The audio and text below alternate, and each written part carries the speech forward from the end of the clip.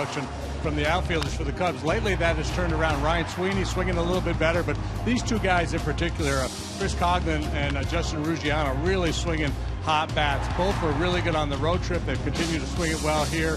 As a matter of fact, they ranked second and third in the National League in batting average for the month of July. You saw the good work from Coghlan, hitting .367 off left-handed pitching. Ruggiano been hitting the ball not only for average but for power lately, driving the ball to the wall on occasion, over the wall. The Cubs need a lot more of that in the second half of the season. Our lows never stop improving. Both guys in their best stretches of the year. They both put together a nice series here against the Braves. And, you know, Castro and Rizzo obviously have been pretty consistent throughout. Luis Valbuena's kind of been the third wheel there. But now all of a sudden you lengthen the lineup with those two guys, as you mentioned, finally starting to get outfield production.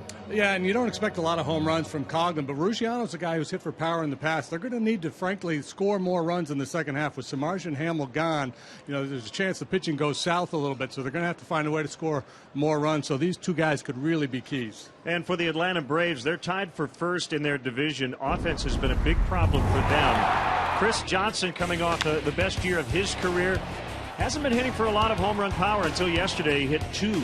Yeah, he's a very streaky hitter. Two run home runs yesterday.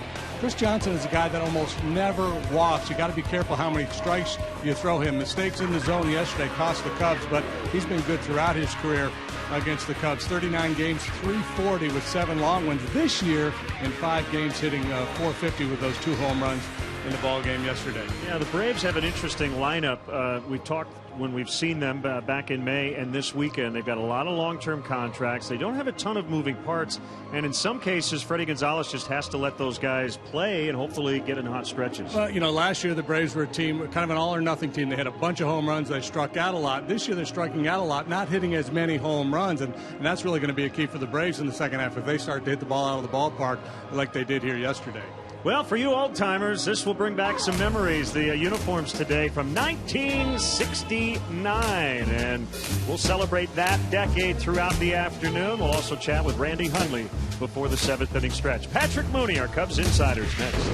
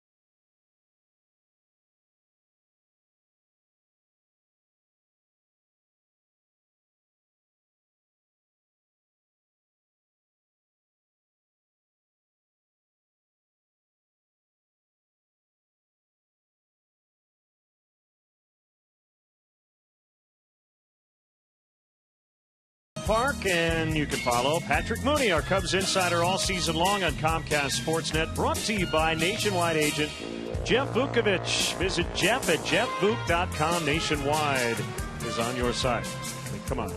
Pretty good, isn't it? I wish I could take credit for it. Patrick, a couple of All-Stars, Starlin Castro and Anthony Rizzo. You had a chance to talk with the Cubs shortstop. He's been really an even-keeled guy throughout his career, hasn't he?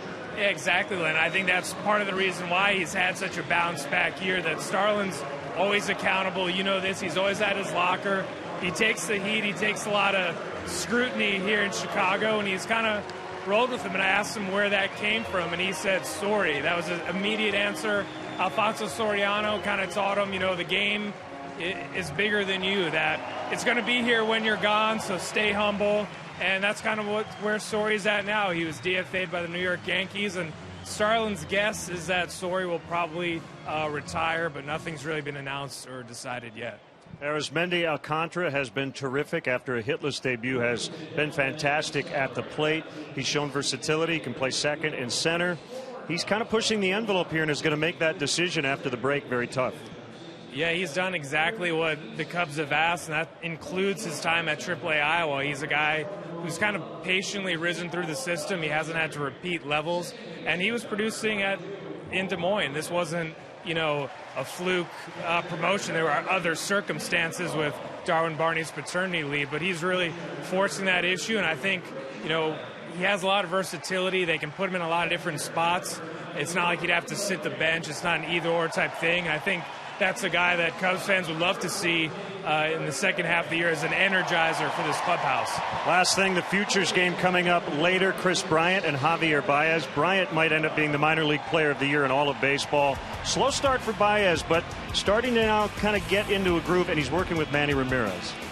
Yeah, it's this great experiment that they got going on down in Iowa. As one of the few guys that really understands what it's like to carry in a lineup on your shoulders for a big market team. And whatever you say about Manny, everyone knows that he has a great work ethic and it's kind of like hitting savant. And so it'll be interesting to see how that rubs off on a guy like Baez. If you take away that really bad start in April, is starting to pick it up and has really shown some of the other things that the Cubs wanted to see in terms of his attitude, professionalism, and defense. And Alcantara hit a home run last year in the Futures game, so we'll look forward to that later. Patrick Mooney, our Cubs insider. Check him out, csnchicago.com. Travis Wood, an all-star last year. You see his numbers against the NL East. Julio Teheran was terrific.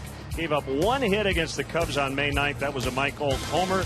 He's going to the All-Star game. Great matchup on the mound. We'll have Cubs baseball next.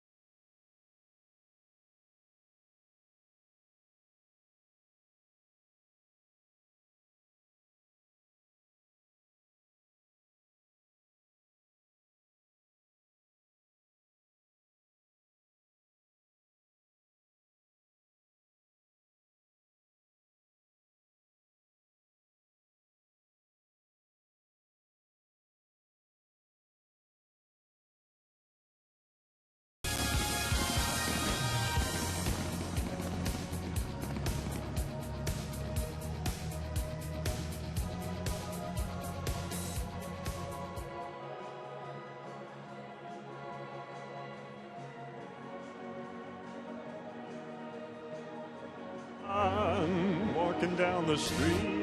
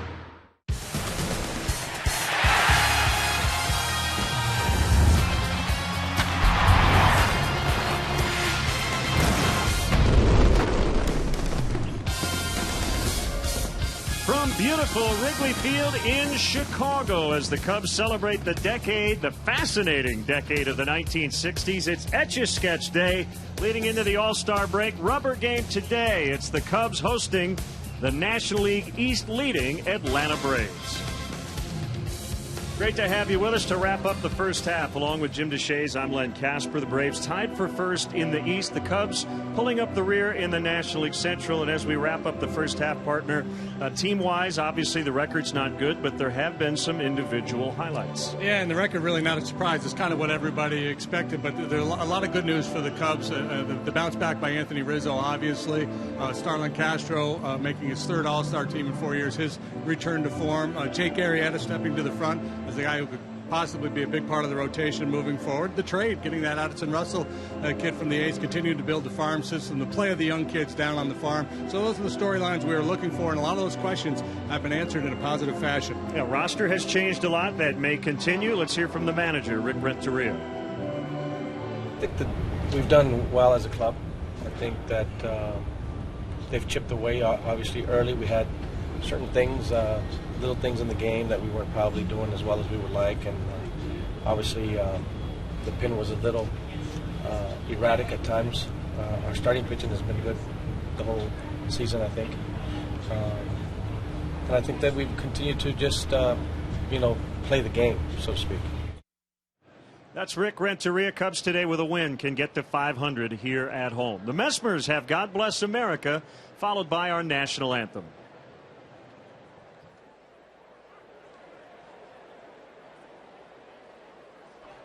Ladies and gentlemen, at this time, please rise. Kindly remove your caps and join Wayne and Kathleen Messmer as they honor our nation with God Bless America, followed by our national anthem.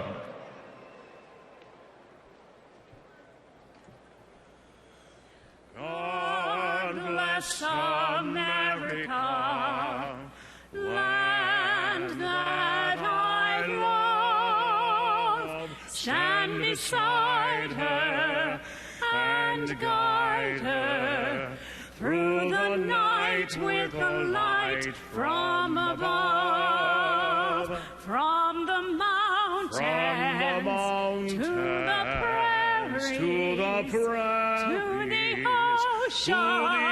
oceans white with foam. God bless America, my home, sweet home. God bless America, my home, sweet.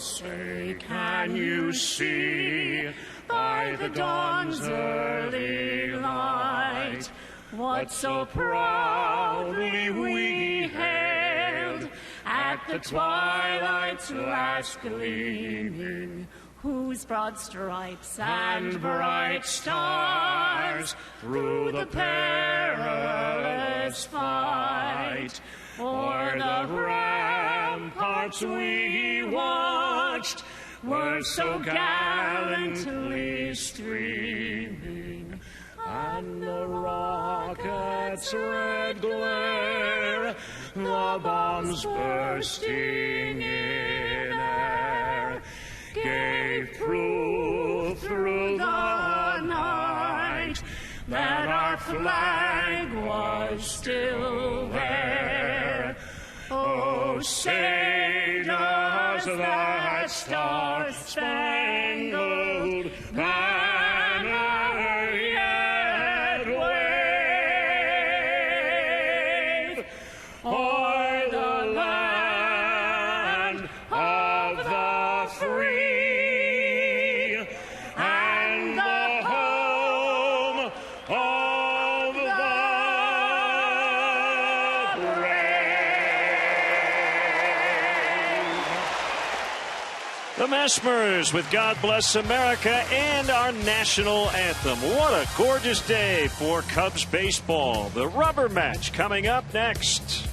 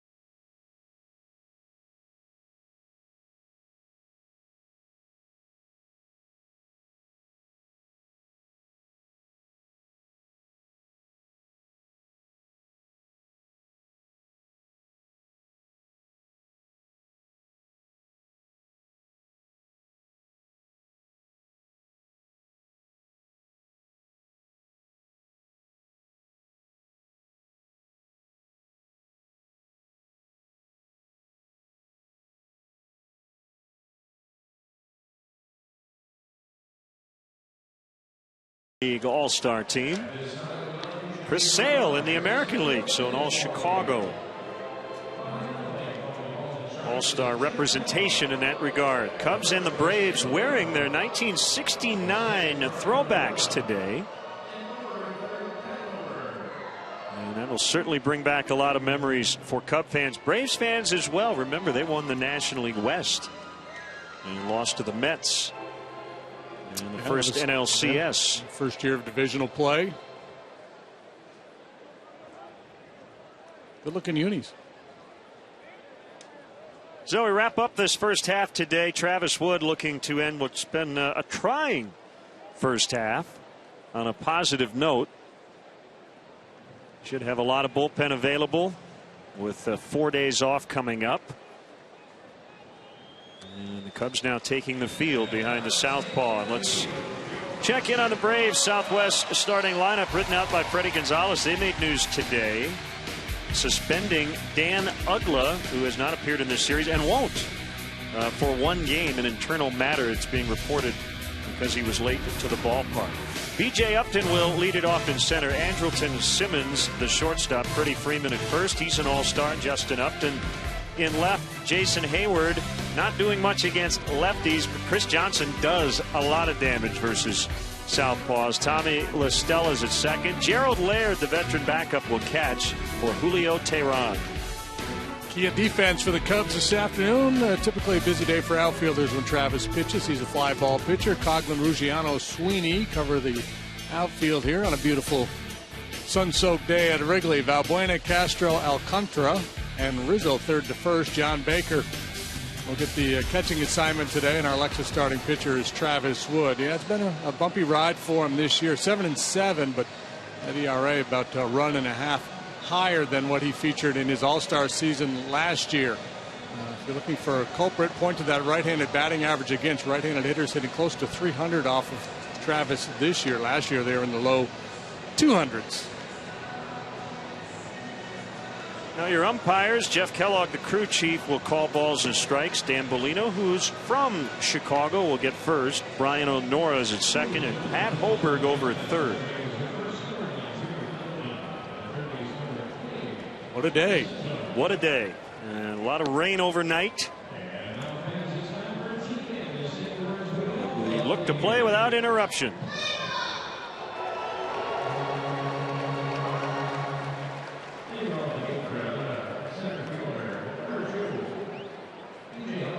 There's B.J. Upton to start it.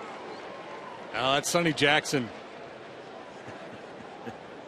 You remember that '69 Braves team? You know, huh? this was my wheelhouse. Of 1969. I was 9 years old. So that's 9, 10, 11. You're collecting all the baseball cards.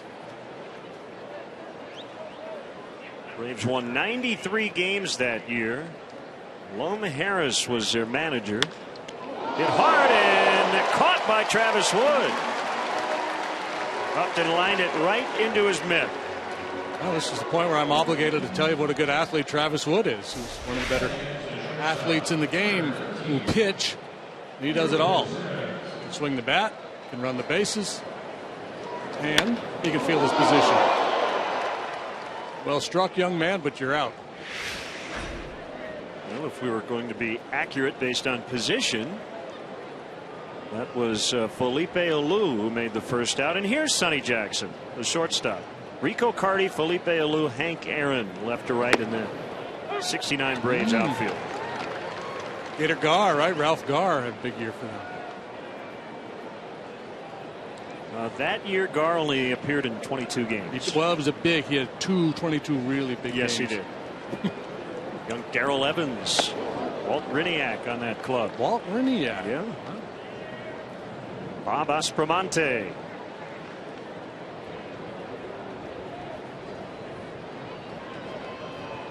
Okay, we'll move ahead to 2014 for the time being. Ken Holtzman at Travis Wood, ready for a 1-1. A tapped foul by Simmons. I like the fact that the guys are buying in too, blousing the pants, or at least wearing them up, showing a lot of sock, rocking some stirrups. Travis been a lot better here at home than he has on the road. That's been the case with a number of the Cubs pitchers. Here he's 3-2 with a .308 earned run average. An ERA over 6 on the road.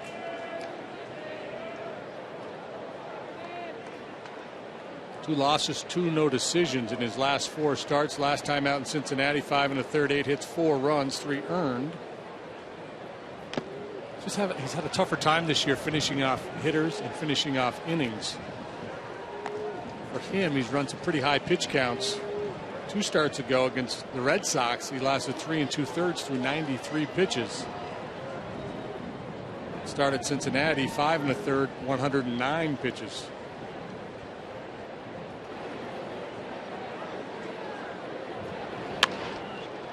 Down to get it and rolls to Valbuena. 2 outs.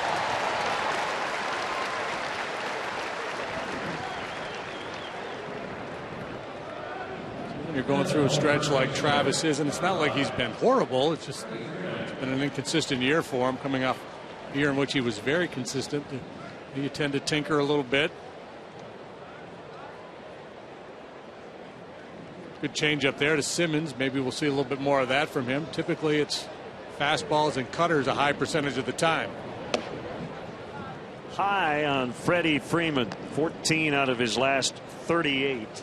81 degrees as we got started with a wind out of the west at 5 miles an hour, so blowing out to right.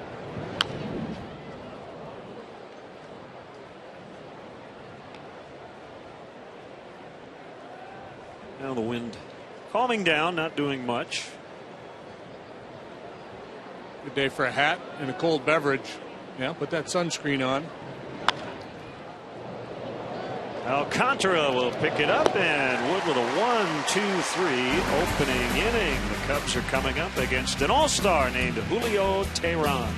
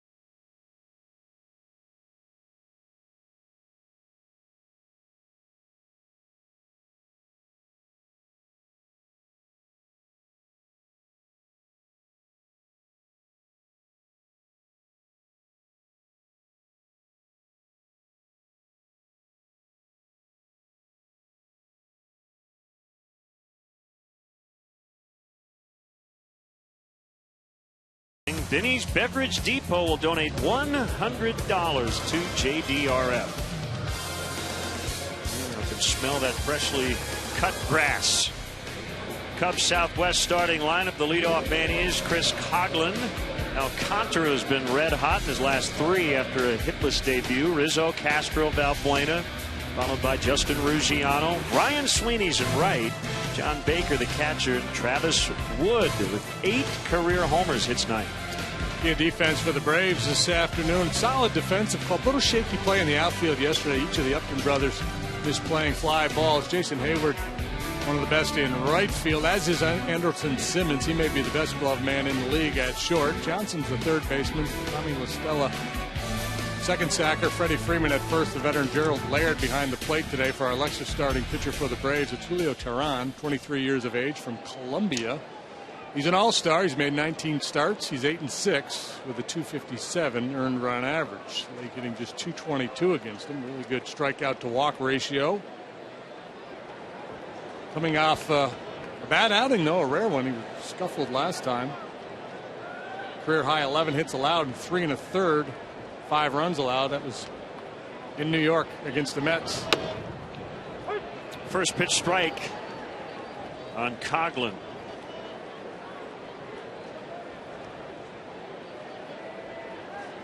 Braves get a higher percentage of quality starts from their staff than any in baseball. 69%. 65 out of 94 of their starts have been quality.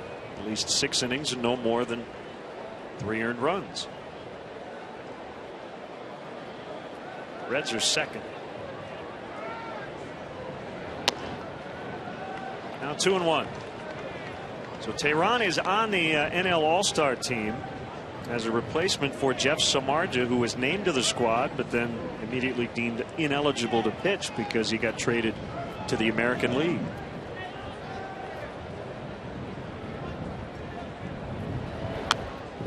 Can't do it because the game counts, but I saw one great suggestion: have Samardzija pitch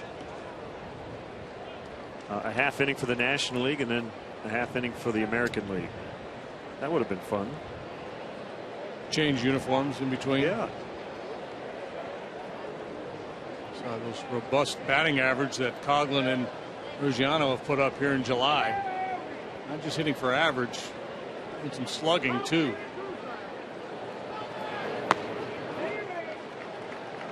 Full count, 3-2. Seeing the ball well, which is pretty much always the case when you're in a stretch like Coghlan's been in.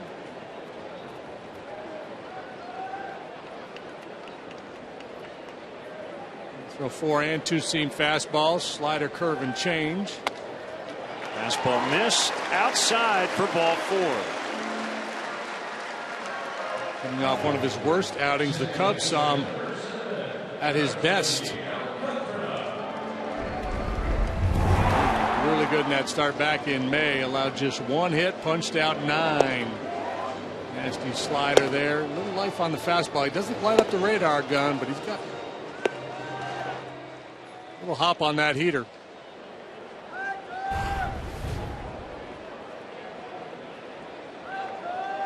Switch hitting Arismendi Alcantara. 2 more hits yesterday. He was in center field defensively. Coghlan takes off, swing and a miss, throw to second, save.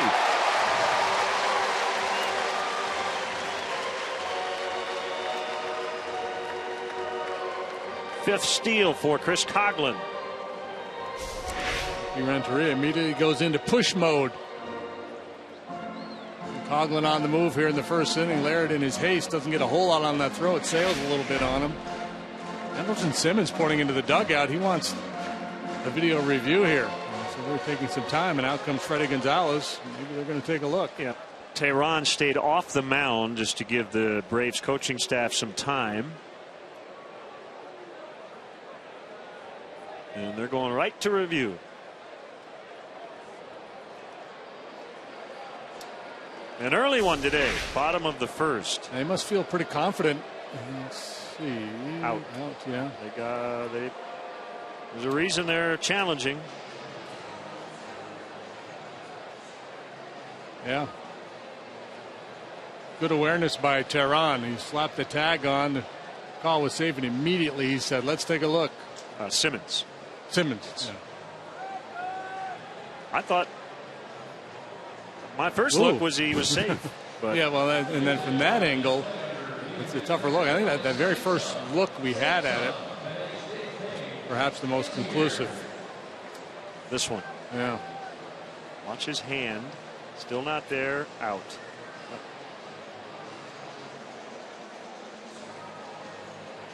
Quick tag by Simmons. Well, Laird's been good this year. He's thrown out 37 prior to this one. They're 37% rather. 15 steals, 9 were caught. So the Braves will maintain their challenge after successfully having this call overturned.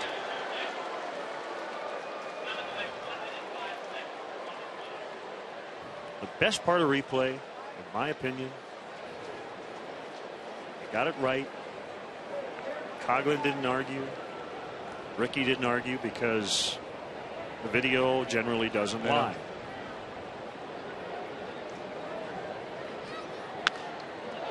Contra looping one into shallow left, diving attempt and kicked literally by Upton. It'll be a standing double for the rookie.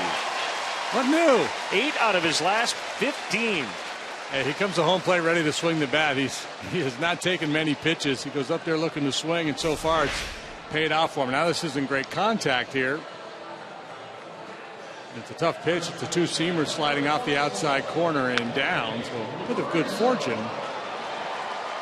And this is just one funky effort out there by Justin Upton.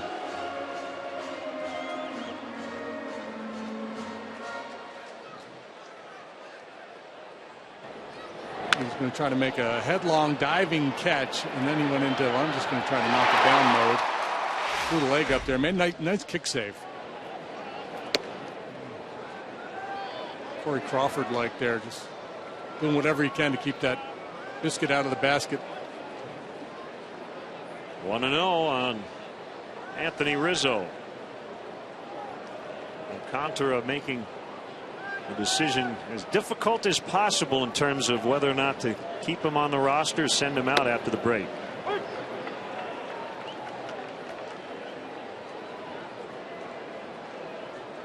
Waiting for the day when a kid has so much moxie that they call him into the office and say, well, you really played well. We like you.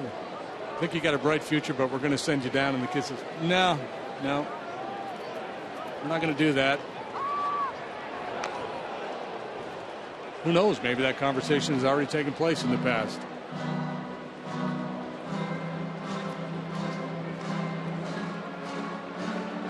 $20 bombs for Rizzo. He won off the league lead. He's got 30 going back to last year's All-Star break. 1 of 4 in the National League. At least 30. Swing and a miss, 1 and 2 on a good curveball. Yeah, it's the mix of pitches that really makes Tehran so effective. And he doesn't have a blistering fastball, but good command of his secondary pitches. Tight rotation on the curveball.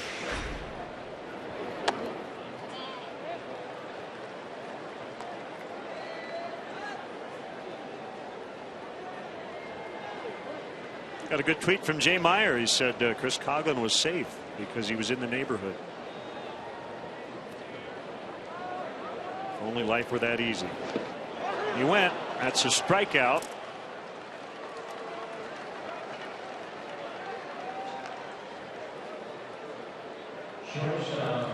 Two down here in the first. Breaking ball a little bit lower than the previous one. It's a debate though.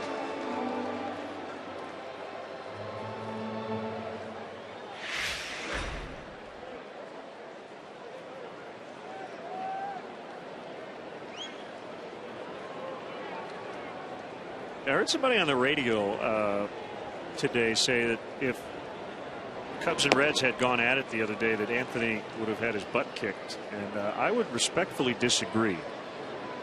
And watching him in all these throwback uniforms, I think you get a better idea of just how big he is. Oh my goodness. He is a large human. Yeah, the only way he might have gotten his butt kicked because he was standing over there in front of their entire dugout. But mano a mano, I like his chances. The 1-0 to Castro. 2 balls, no strikes.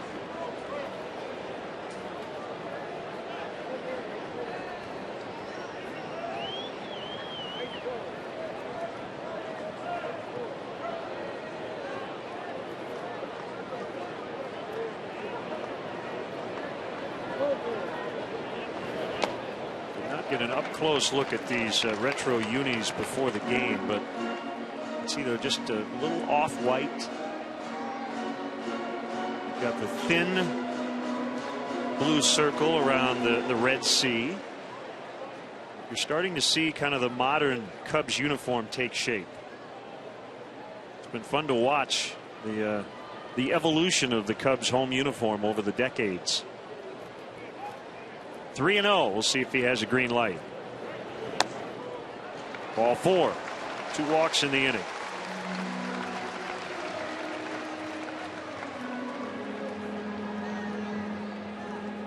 Walks have not been a problem for Teheran this year, and it kind of almost looked like a pitch around, but that would be an odd strategy to take in the first inning.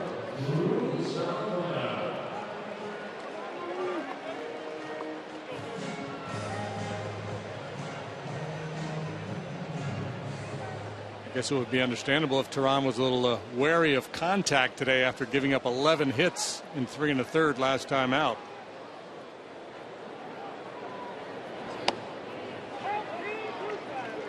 Five misses in a row now for Teheran.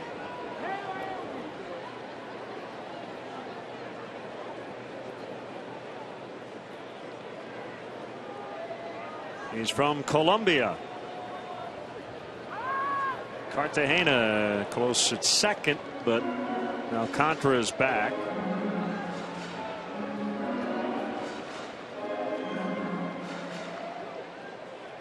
See how true to form these throwback unis are. I'd say pretty close. And if we could go back in time though and get Ernie and Ronnie and Billy in the lineup today, it would have been even better. And Fergie, there's your core 4.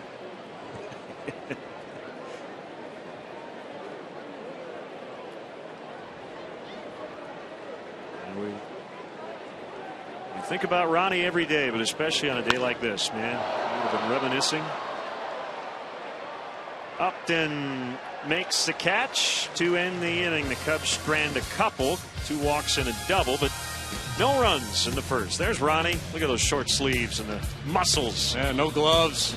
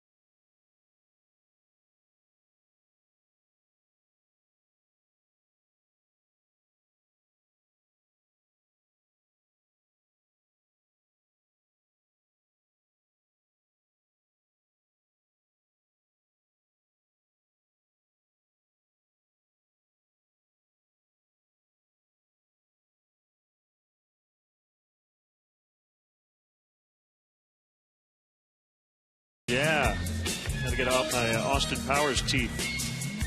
The 60s. Leo the Lip. the manager. Mid-60s through the early 70s. The four Hall of Famers we mentioned. Fergie Jenkins. There were 900 strikeouts, a sub-3 ERA in that decade. Billy Williams, Rookie of the Year, 1961. Ronnie with the heel click. And Mr. Cub at 269 homers in the 1960s. Back. Hey! Whee! He nailed it. Justin Upton. Definitely think about Jack today, too.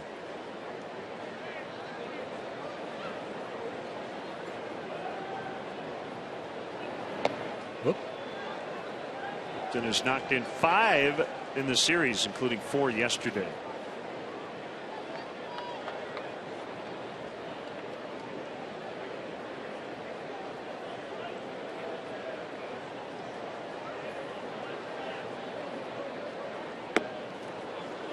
Another good let up.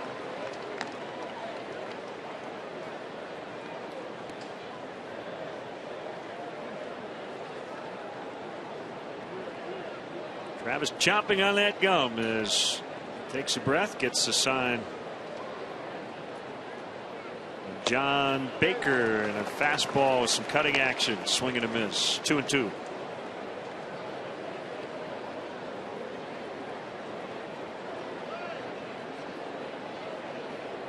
He's able to command that changeup and make the hitters cognizant of it. He's going to have more luck with his cutter in. It'll slow him down a little bit with that off-speed pitch. And when at his best last year, just a lot of jam shots in on the hands of the right-handed hitters, inducing weak pop-ups.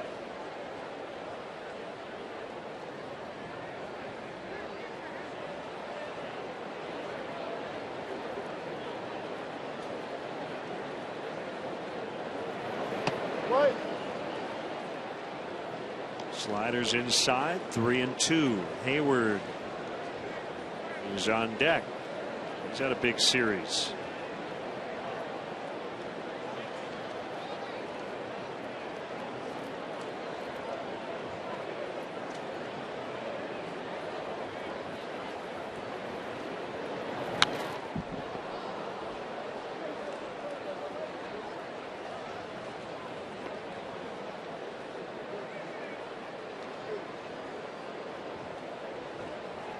Upton with 17 home runs. He does strike out a lot. He struck out 27% of the time. But he'll take his walks. He's a little better than league average in terms of drawing free passes. Change up, and he got a piece of it with the end of the bat. A lot better at Turner Field than on the road.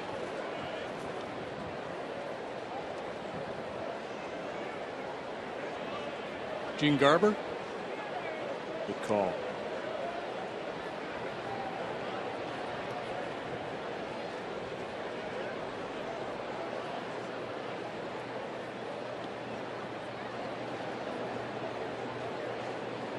Figure out a way to finish him off. Fastball in. Close, didn't get it. First base runner for the Braves, a leadoff walk here in the second. Yeah, and this is a pitch you're not necessarily trying to throw in the strike zone. You're thinking that that pitch close enough to the inside corner, and a guy who's kind of in swing mode is likely to attack that one. And Upton showing some pretty good patience, lays off a borderline pitch.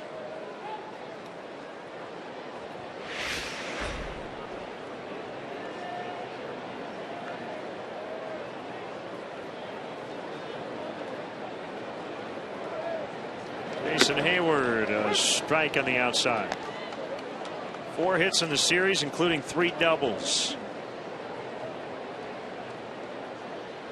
More likely, especially against a left-hander, to go to that left center alley than right center, and the Cubs position themselves to take away the gap in left center.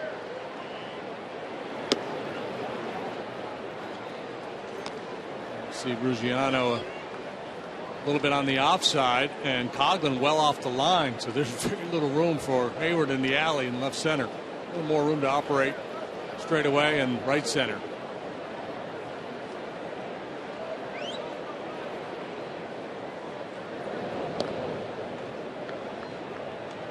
You're getting a lot of reaction on Twitter. People going down memory lane. These 69 uniforms. You know how it turned out at the end of the year, but that team still holds a special place in a lot of Cubs fans' hearts. Now, the Twitter generation is younger, I would think. So, what kind of Just, are you? You know, people who. Yeah. Are you hearing people? Older people who are on Twitter too. Yeah, I know, like me. I didn't include you. But I didn't know if it was like if you're footage of Ronnie and yeah. Ernie and Fergie. Yeah. That's the team a lot of people point to in terms of getting them into Cubs baseball. They will try to turn it. They can't, though. Broken bat kind of sealed the Cubs' fate there. And Hayward with good speed able to easily beat it out. Yeah, big man, but he runs well. Backhanded flip from Alcantara. Hey, there's the neighborhood play. Castro quickly across the bag. Close, but Hayward safe. Yep. That is the neighborhood play. So I still think they got the original call wrong yesterday. They ultimately got it right. But yeah, that's a good call. The winningest pitcher for the Cubs in the decade of the 60s. Most wins? Just wins, straight wins. It wasn't Fergie? No, it was Dick Ellsworth. Dick Ellsworth, sure. Okay. He was 84 and 109. The Fergie 67 and 51. A better record. Yeah. And Jenkins here, Ellsworth here for 7 years of the decade, Fergie for 4. Well, that was a club in 66 and 67. Had winning seasons back to back for the first time since, I believe, the 40s. Kind of leading into that run of 1969.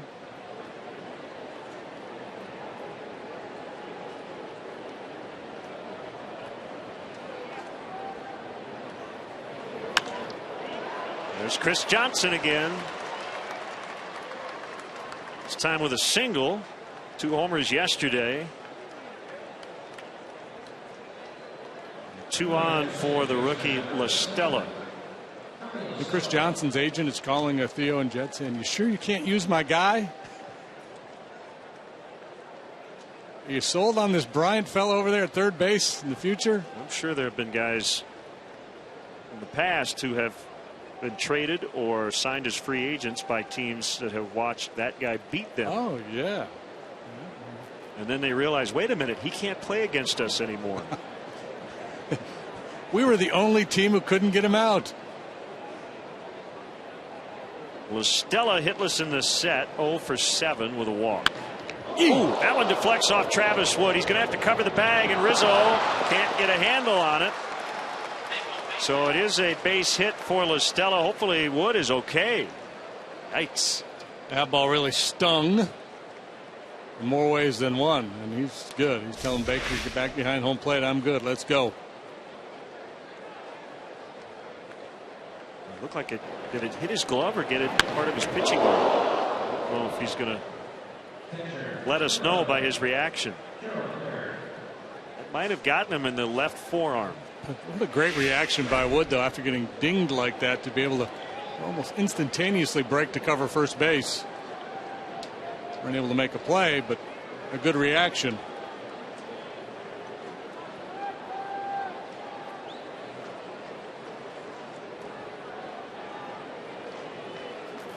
Big spot here, bases loaded. The 8-hitter Gerald Laird looks at a strike. First action in the series for the veteran Laird. Oh, he did. It looked like it hit the leather and deflected away. That's very fortunate. Hard to tell. Yeah, that shot looks like it got a piece of his arm. It did. Yeah. But he did not react. In terms of looking like he was hurt. And that's fair, and that's trouble. Hayward in. Johnson will score. La Stella held at third by Doug DeCenzo. Gerald Laird, a .237 hitter, Came in with 6 knocked in, just added 2 to his season total. It's 2-0. Laird not hitting for much power. This time he's able to yank one right down the third base line. So Wood gets his ground ball. If it's in a better spot, probably an inning-ending double play. But Laird able to get the hands pulled in on that cut fastball. And Wood doing exactly what he wanted to do. Get in on the hands, induce the ground ball to the left side. But Laird hits it hard enough and right down the line.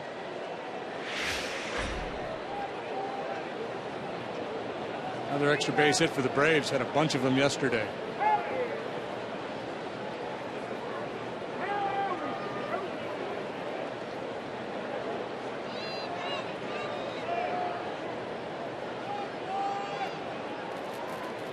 Infield in. Everybody on the grass, in fact. And a strike on Tehran.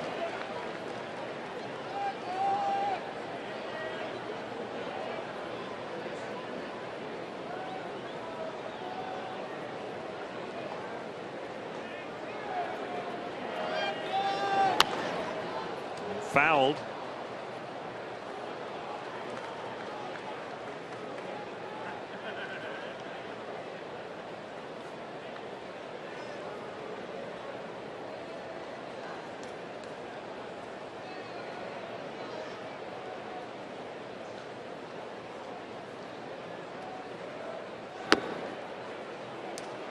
A little bit outside.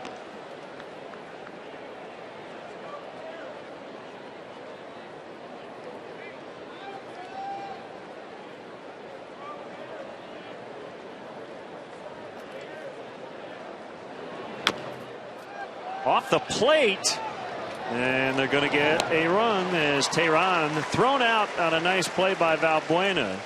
But he's going to pick up his 3rd RBI of the year. So the 8 and 9 hitters coming through for the Braves. The Alabaster Blaster, the Baltimore Chop. It's been called many things over the years.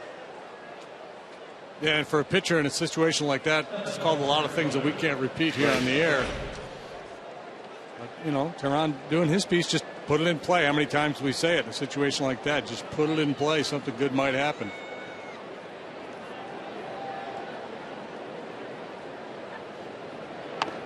Bunted by B.J. Upton, trying to bunt for a hit with 2 outs, and Laird at third. Interesting. But the Braves get 3. Wood not happy with himself. It's early, but it's 3-0.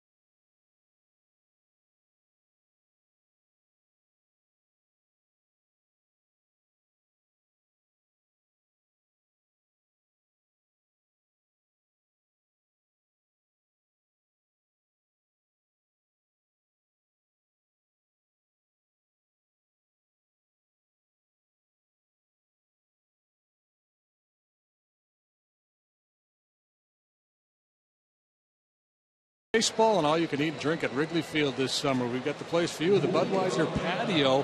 Gives you the chance to do this in prime home run territory. Bring your best guests inside the ballpark this season. Still limited availability during the second half of the season. For more information and to purchase tickets, visit Cubs.com/suites. So we've looked at this smash by La Stella about 10 times, but I think this is the best look. I don't think he got his glove on it at all. I think it hit him above the elbow. Not saying that's why he gave up 3 runs in the inning, but That got him in the pitching arm. May not have hurt him in terms of his pitching, but it certainly couldn't have helped. Yeah, and it didn't look like a glancing blow either. He got whacked pretty good.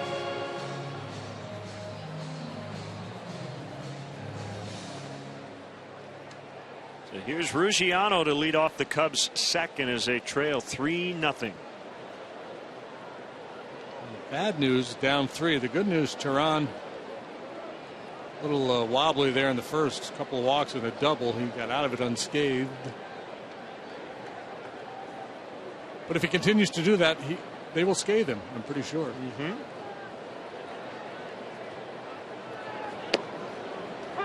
Fastball, bottom of the zone for a strike.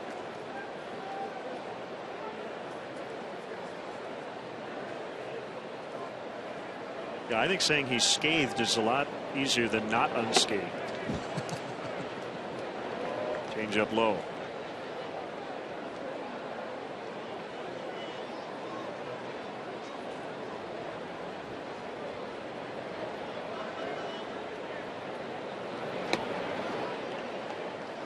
Good spinner that time.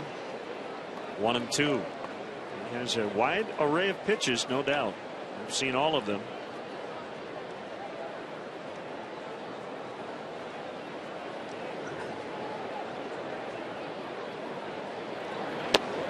Braves got off to a great start this year, 17-8, 17-9, something like that in the month of April. The starting pitching was outstanding. This guy, a big part of it. Had a 1.89 ERA up until his start on June 11th. That was the best in the major leagues. 419 over 6 starts since. Not terrible. Not quite as sharp as he was early. Freeman in front of his own dugout battling the elements. The sun mostly.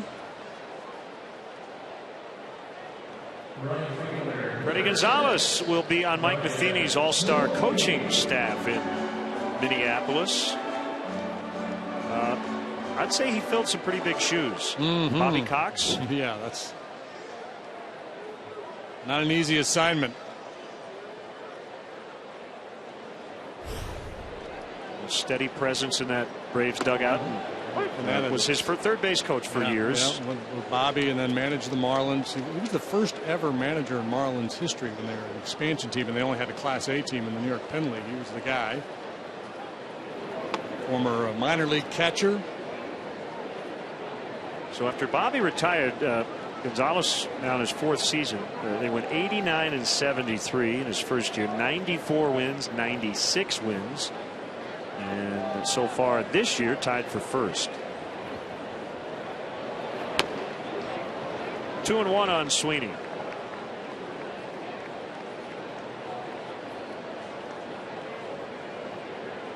The Braves have had a lot of stability in terms of the manager's chair and the general manager's seat.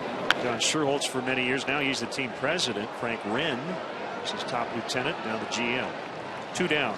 Yeah, you know, there's nothing wrong with change in baseball, but sometimes you see teams with change for the sake of change. Got the right people in place, you have to weather some storms. Now, Braves haven't had many of those. They've been playing at a high level for a long time.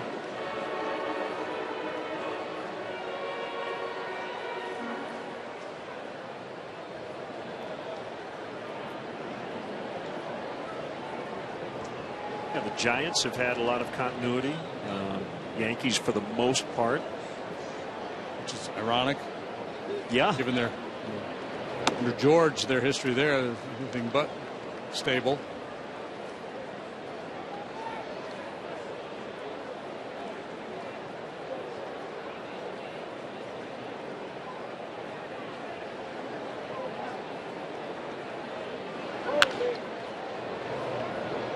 Stella will glove, and Tehran with a 1-2-3 second inning. It's Atlanta 3 and the Cubs nothing after 2.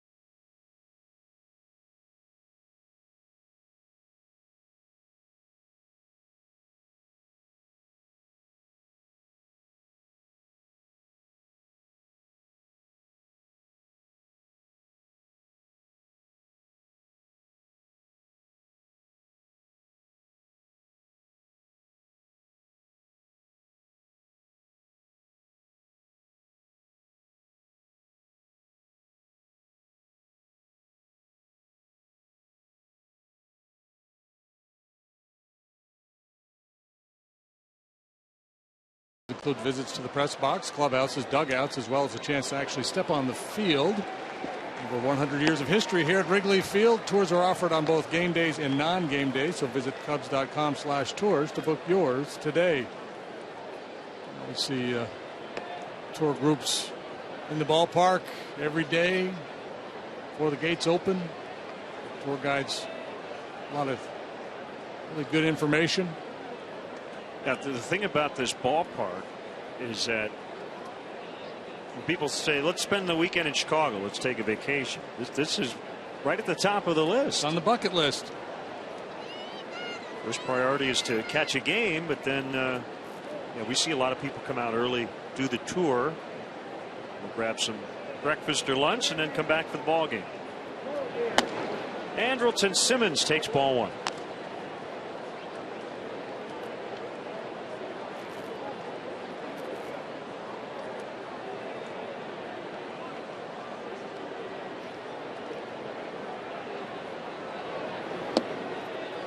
Ball two.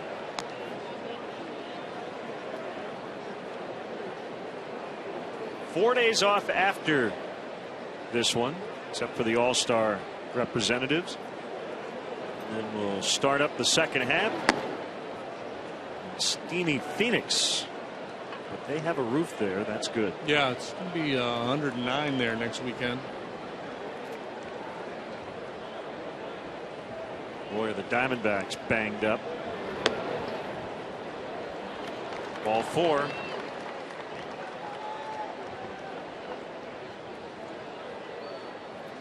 Had one shot of Travis looking at his left arm in the dugout where he got hit, but wasn't massaging it or moving it around in a way that made you think it was tightening up on him.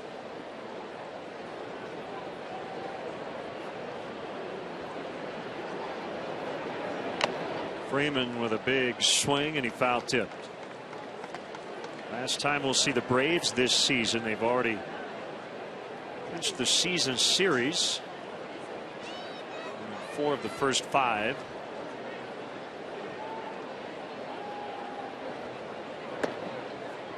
One and one.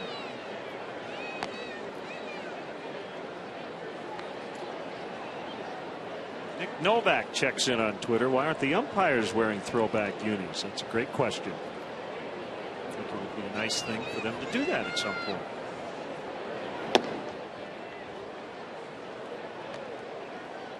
Two and one. I don't remember exactly what the uniform looked like in 1969.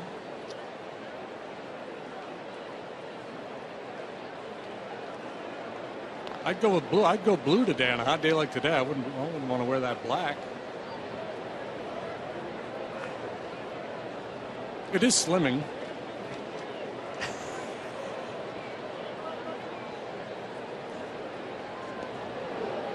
Bounced snap toss over to first.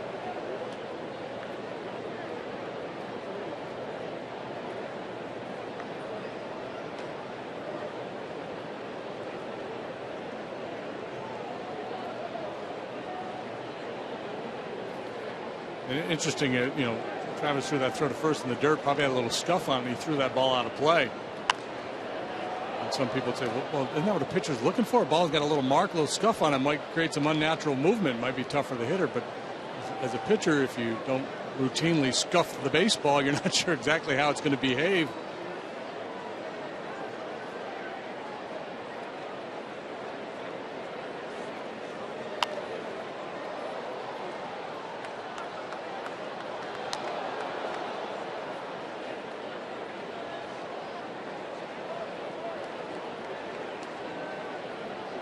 Travis, it's usually about execution of pitches. He'll be very fine with his command. Swing and a miss. He gets Freeman. First strikeout of the day.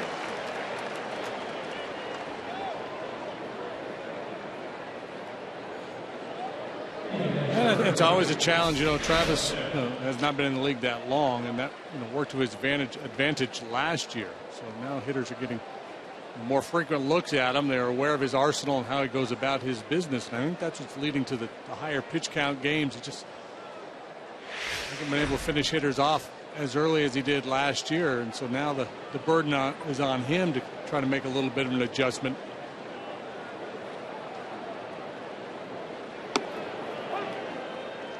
Upton takes a strike.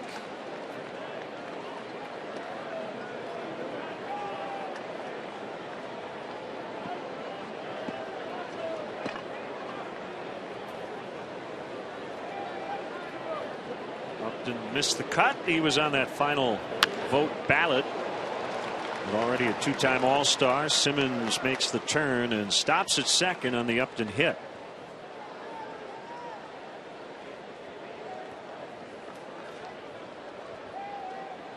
I think when you're close to making an All-Star team, especially if you've made it before, and you don't get on it, I think your initial reaction is disappointment, and then I think quickly you realize, but I do get 4 days to do nothing. It's a win-win, right? Yeah. You're either going to the All-Star game or you're going on vacation.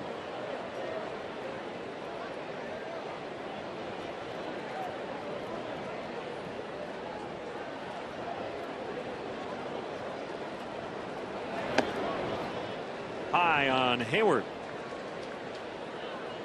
It's kind of like arbitration. You're either going to get a big raise or a really big raise. No real downside. Either way, it's good.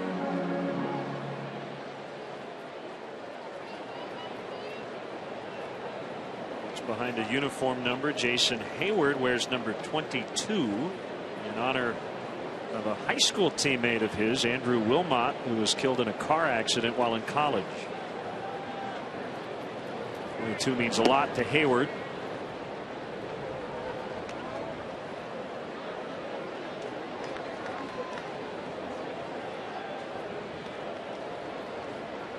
McDonough, Georgia. That's not too far from Atlanta. He was the 14th overall pick in 07.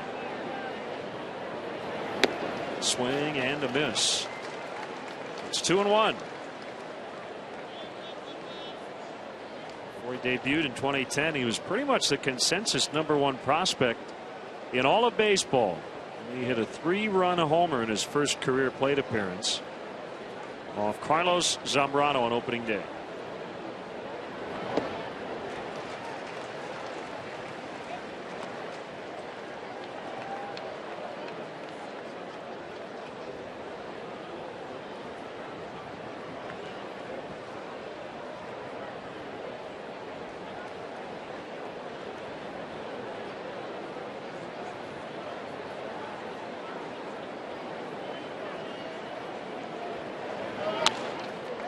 On the ground and past both Rizzo and Alcantara, and Simmons will score.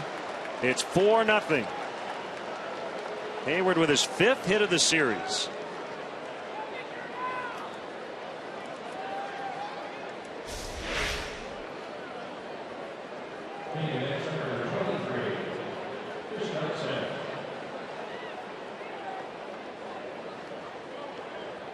Simmons getting his secondary lead. Shuffle, shuffle, ready to react. Now you see the contact by Hayward. Contra probably should have left his feet on that one.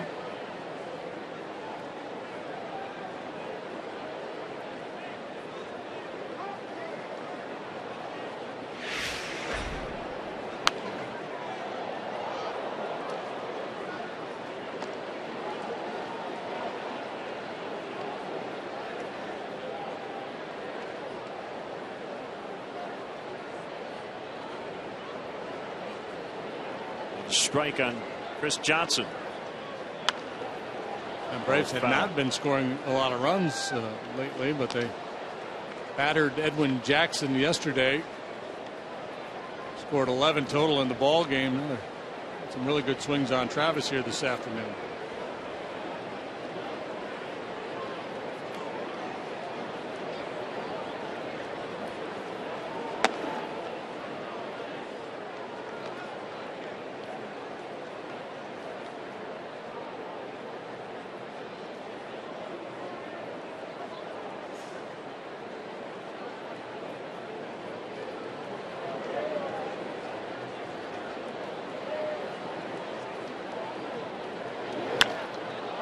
Drive to deep center. Ruggiano back on it. It's gone. It's a 3-run homer. Chris Johnson came into the series with 3 homers. He's hit 3 in the last 2 days. We talked about Chris in the open. He's an aggressive hitter, a streaky hitter, obviously seeing the ball real well right now. Here's your Ford home run replay. He goes dead central here. A low cutter.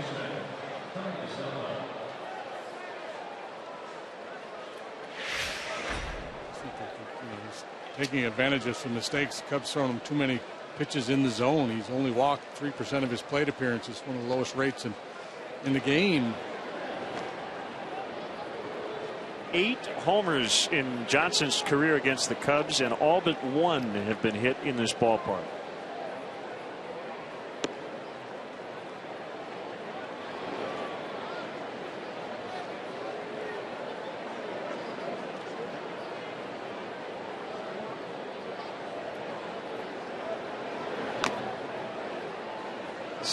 Nothing here in the third. It's funny how the baseball season goes. You know, earlier in the year, the Cubs were getting some really good starting pitching. They just weren't scoring enough runs. Lately, it's kind of turned around. The Cubs came into play today having scored the most runs in the National League in the month of July. Pitchers have an ERA in the 5.7 range.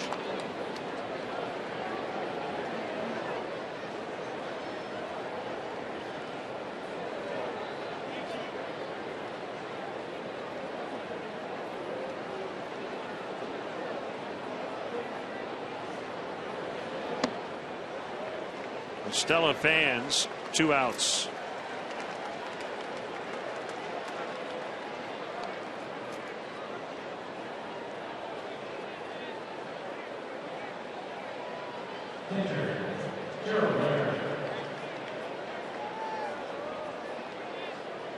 If this were the 69 Cubs, who would be up in the bullpen?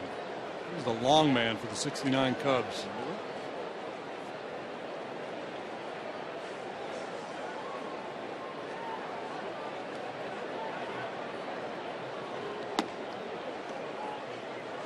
Rich Nye, we can ask Rich. He made 5 starts that year. 29 relief appearances, almost 69 innings of work. There were no short men then, really, in terms of relievers. Phil Regan had 17 saves, 112 innings, 71 relief appearances. Yeah, this game was played. The bullpens were used much differently.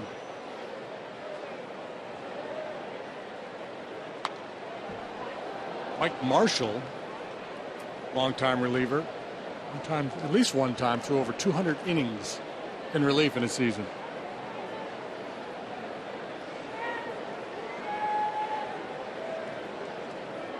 They probably don't care that much about that. Just catching some rays, watching some hard ball, hoping for a comeback. 1974, 15-12, 106 appearances, 208 in the third innings. Caught by Ruggiano, 4 more for the Braves. It's 7-zip in the third.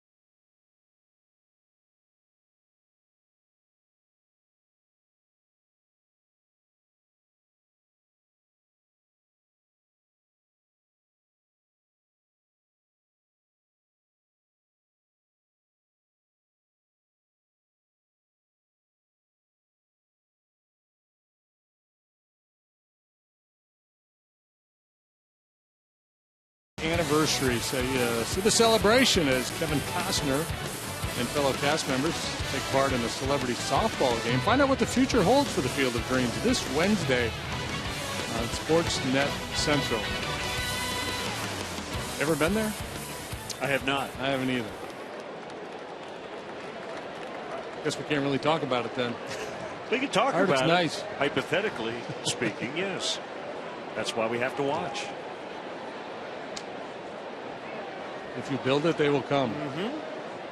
Tall mountain to climb here for this offense. Trailing 7-0 and facing an all-star pitcher.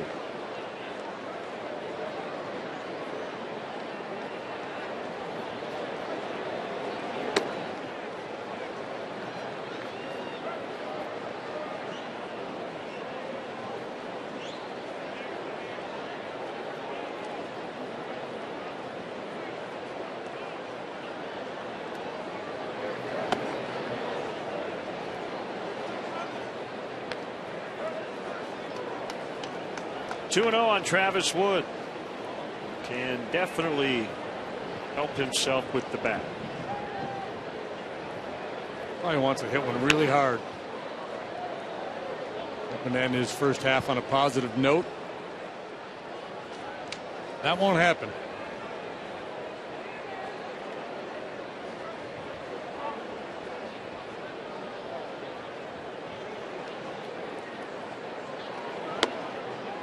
Fastball, strike, 2-2.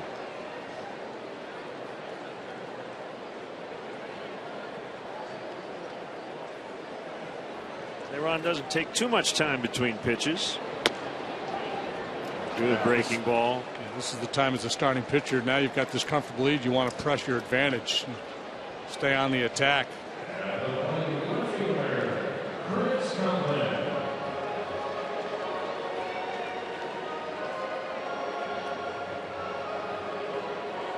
If you had $1 million laying around, you could have bought Babe Ruth's contract with the Red Sox in 1918, his original contract with the Sox. I don't, and I probably wouldn't have. But it was ironic. Somebody wanted it. It's ironic. The contract was for $5,000. That's what the Babe got paid. But at auction, it went for $1.02 million. Had a big mustard stain on the corner.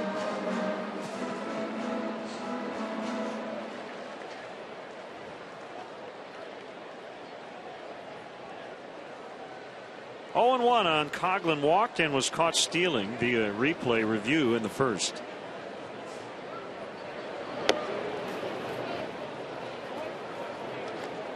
Hit safely in 12 of 13. With a slash line of 429, 500 on base, 762 slugging in the month of July. Pounds it on the ground. Freeman will underhand Tehran at first at the bag for the out.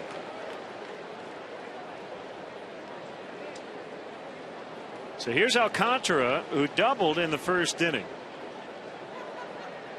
One way or the other, after the break, he's going to play every day. It's either going to be here or back at AAA Iowa. We don't know when Emilio Bonifacio will be ready to come off the disabled list, but that's not too far down the road, assuming the rehab continues to go well.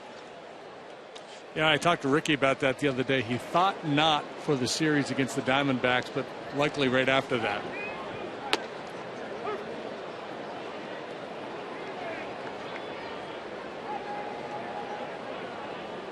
The Cubs will have some conversations about what the roster might look like in a few days after the ball game today. They won't need a fourth or a fifth starter until we get back home from Arizona, so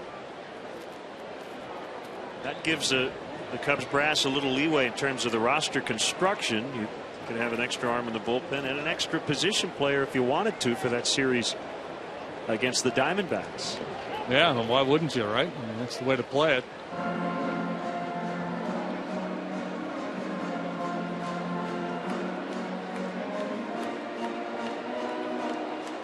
Be fair to speculate on who will be the fourth and fifth starters, but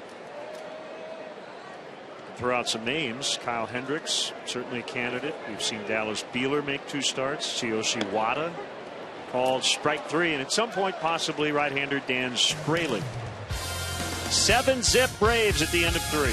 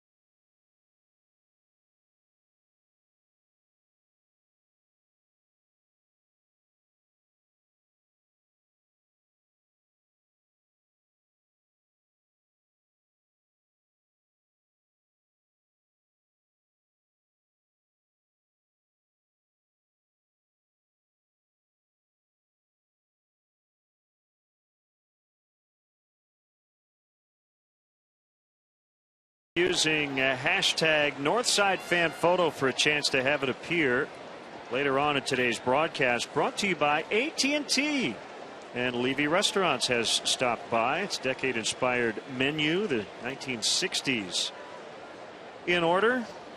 We've got a Kraft barbecue pork sandwich, traditional buffalo wings, and a Vienna beef hot dog. No chicken on it, but you can get it with diced chicken, buffalo sauce, blue cheese, chopped celery. I would call that a funky dog. I believe buffalo sauce was created, interestingly enough, in Buffalo, New York in the 1960s. Popularized at the Anchor Bar in Buffalo. Get one more look here. One more look here at the table. This is not edible. That's when my headset goes into 1960s style box. This is a 1960s style laptop computer. The story I heard on the wings is that it was a mom. Her kids are out playing like pond hockey or something, and they came in there really cold and were looking for a snack, and she kind of whipped this up. Okay. Buffalo sauce on the wings. I like it. Make sure you check out these decade-inspired items when you come to Wrigley Field. Tehran with the walk. That's one of those cardinal sins. You don't walk the pitcher, especially to start an inning. Yeah, well, it's just one of those days for Travis Wood. He's out there just kind of stomping and upset with himself and can't find an answer. Very frustrating.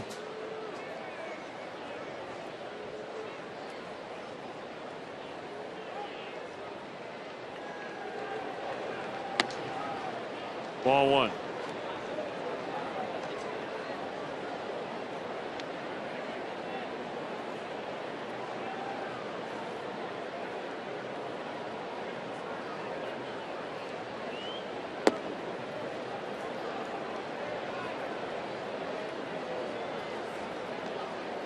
Baker started out. I think Travis might have chased him back. Travis probably tell him I appreciate it, but I don't need. I'm yelling at myself enough out here. Right center, drifting back is Ruggiano. He's got it. So let's think about the second half. How do the Cubs get things turned around in the second half, or what are the storylines in the second half. One, obviously, Travis Wood's got to be better. Edwin Jackson's got to be better.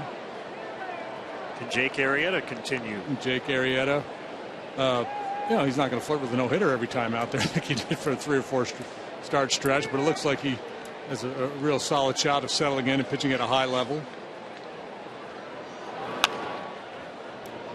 Not hit hard. Alcantara playing nearly behind second with a nice play to go get it and throw out Simmons. I think the other part, right? Is this kid on the ball club? Right.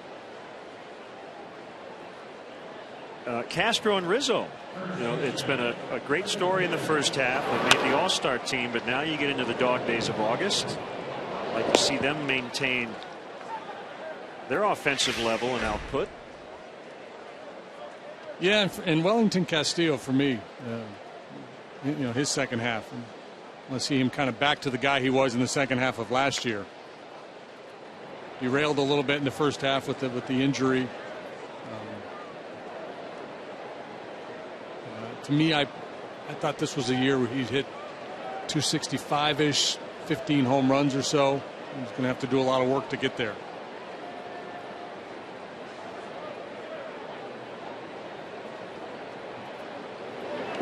Where do Lake and Alt fit in? Well, I mentioned the other day. I don't know. I think right now Junior's better off in AAA. I think he is just struggling so much here, and he's clearly frustrated with the struggles now. You watch the body language, the way he reacts. He's just a mess mentally.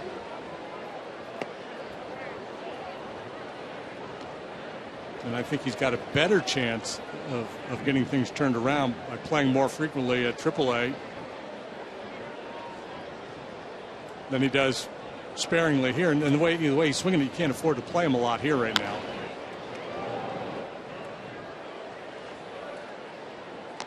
Two on Freeman. So Ron at second, 2 outs. We're in the 4th. And with Mike Gold, it's kind of a peculiar situation because it's kind of reversed. There's no room for him down there at AAA. Hitting home runs here, but for no average. So again, those conversations will be taking place shortly after this game ends, no doubt. 7-0 Atlanta in the 4th.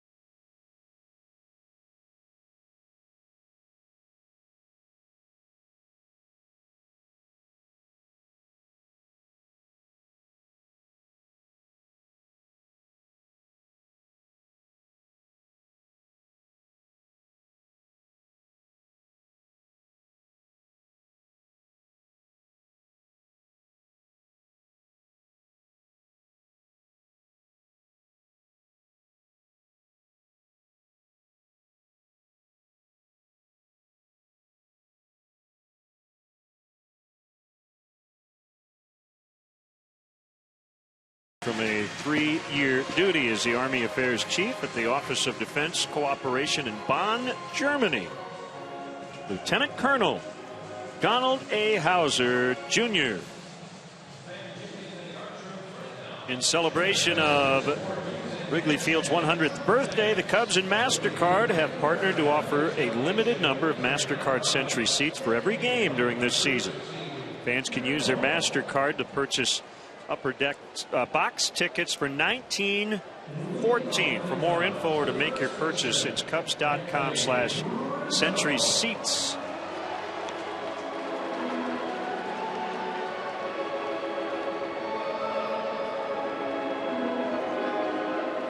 The weather, thumbs up.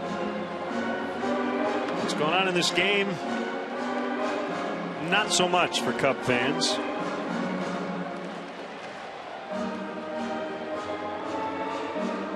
Travis Wood pitched a 1-2-3. Top of the first. Cubs had a big chance in the bottom half.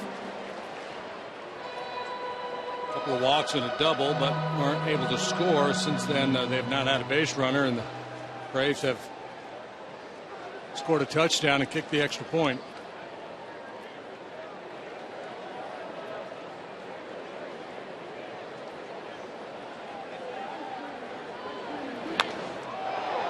Driven to right, but he pulled it foul.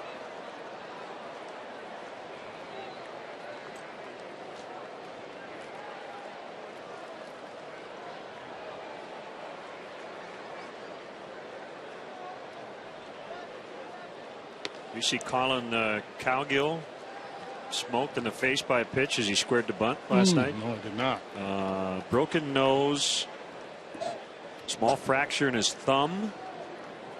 He got a piece of the foul ball, and most of it got a piece of his face. So he'll be put on the DL, and it looks like 4 to 5 weeks. Blood just gushing from the bridge of his nose. He's an outfielder with the Angels.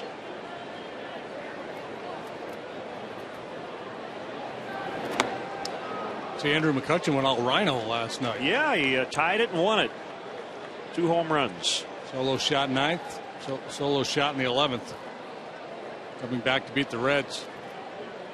6-5 the final.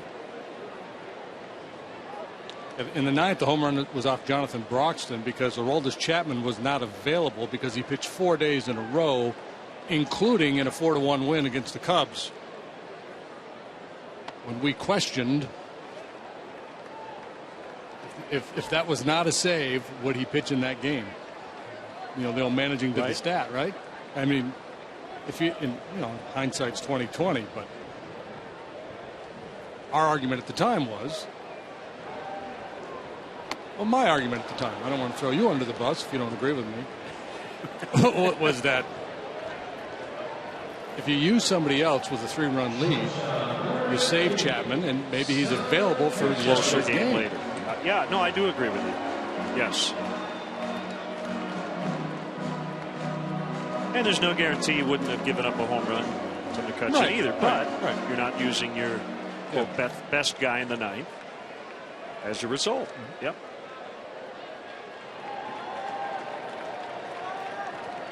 Castro with one away takes one inside. This is not for the squeamish. We have the video of Cowgill getting hit. Now watch this. So he squares right up and in. Oh, where are you going to go? Where are you going to go? Pretty much a direct hit. Popped him up. Simmons one-hands it. Well, I'm not saying the Cubs hitters aren't trying, but you know, the nature of this game is you get down 7. It's the last day before the All-Star break. The intensity might wane a little bit here. And I'm sure that's part of the message in the dugout. Hey, keep fighting, boys. Keep having good at bats. You got a 4-day vacation coming. Down 7 against a tough pitcher. Tough assignment. Continuing to pitch too. A lot of first pitch breaking balls. That time it was a changeup. Not just humping fastballs over the heart of the plate because he has a comfortable lead.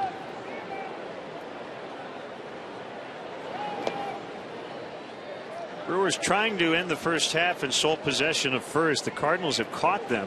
Identical 52 and 43 records, but Milwaukee with a 4-1 lead in the 5th today.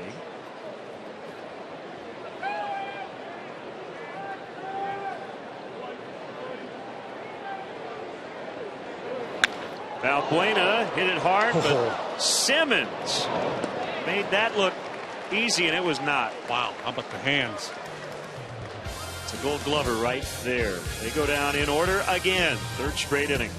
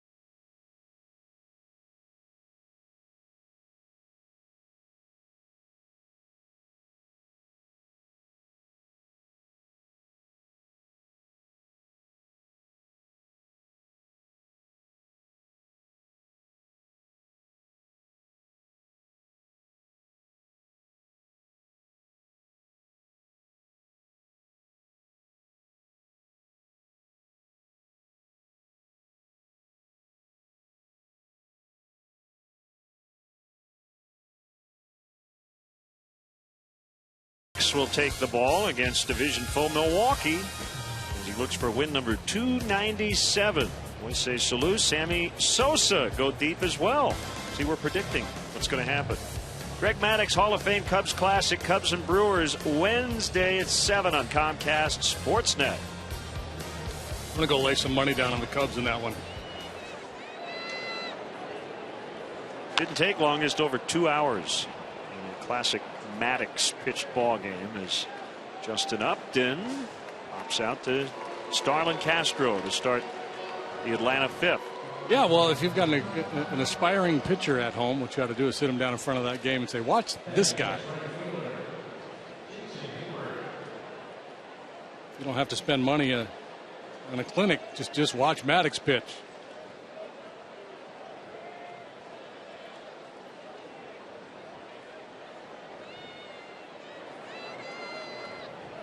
More additions to the All-Star team.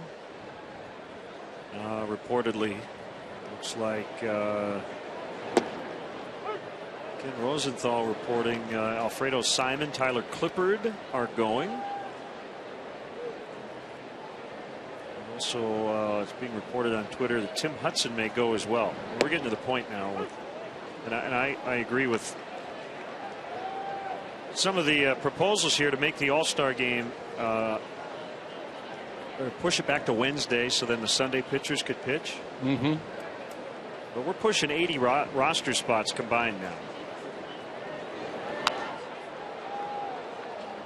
When does it That's pretty good. water it down to a point where? Well, how many players are there? How many were there? 650 active major league players? 30 teams, right. 25 players, something like that. Nice play by Travis Wood to get Hayward. Well, it was interesting when Jordan Zimmerman got hurt and became ineligible for the All-Star game. You know, he was the Nationals' only representative, and that's a first-place club. That would have been really something to have a first-place team, but nobody there. Clippard being added takes care of that. I guess that speaks to the depth of that club. And maybe they don't have a bunch of all-stars, but they had a whole lot of guys that were under consideration for the all-star team.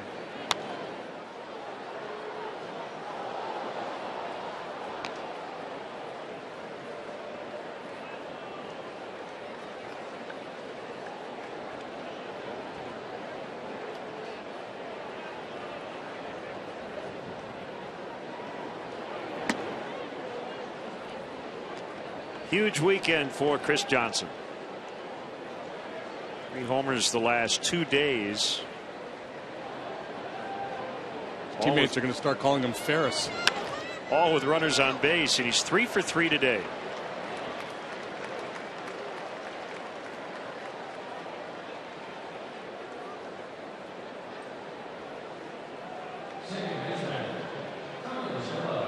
Tejada goes out of the park. He gets fooled, still finds an open space out there in the outfield. It's down off the end of the bat. So that change-up grip.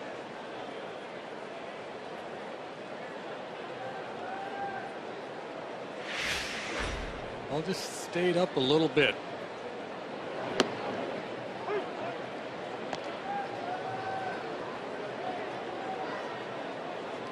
You may be wondering, well, what's the issue with Sunday pitchers? They are allowed to pitch no more than 1 inning. If you start a game today, like Julio Teheran, he is eligible to pitch Tuesday. But in almost every case, they don't pitch. Right. Well, there's some, there's pressure on them not to pitch. They're getting paid a lot of money to pitch for their team, and to go out there and pitch on such short rest in a high adrenaline situation is risky. 7-0 Atlanta in the 5th.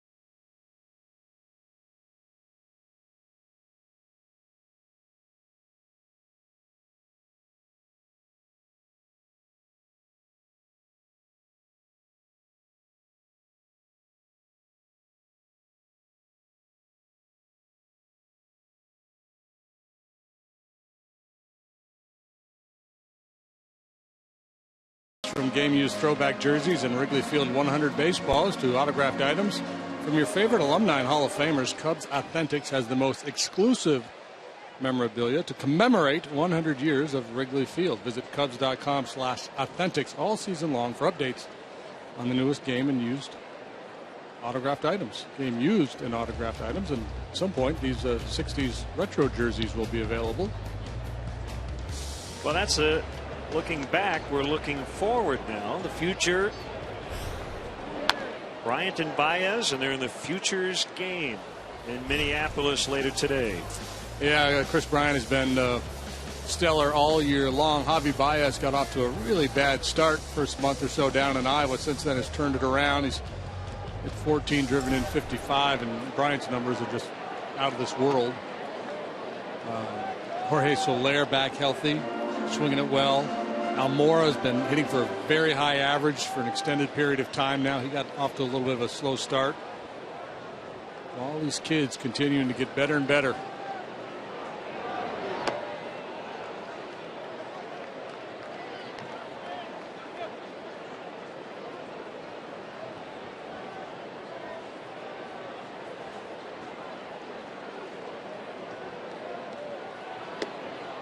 Swing and a miss, strike 3. Giano eliminated.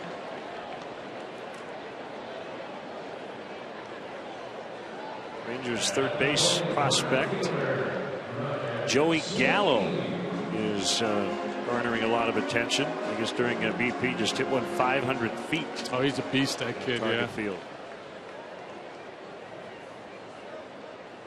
5 strikeouts for Tehran, and a sinker is in there on Sweeney. My understanding is that Joey Gallo actually worked with Chris Bryant's dad. Chris Bryant's dad is a hitting instructor. Gotcha. And he obviously worked with his son, but he also worked with Gallo.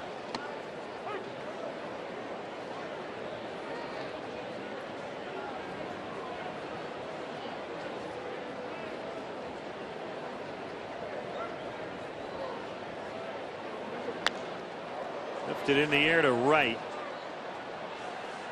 Not a difficult play, long run, but Hayward gets there. 2 outs. Have you ever gone to the site MLBfarm.com? I have not. It's pretty neat. You can go there and you can click a team, for instance, Cubs, and then you can scroll down through any number of categories, organizational leaders, and a lot of different categories. And then they also have box scores for every team on every level, including the big leagues on down. So you can just scroll right on down through and see how everybody in the organization did the day before. Marking it right now. Ball 1 on John Baker. He's hitting 145 recently, but a 12-game tear, hitting 364, has gotten his average up into the 200s.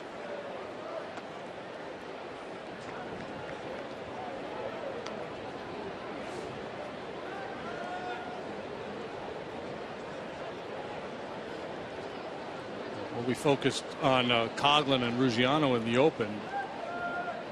Baker much better of late. Darwin Barney been on a nice run.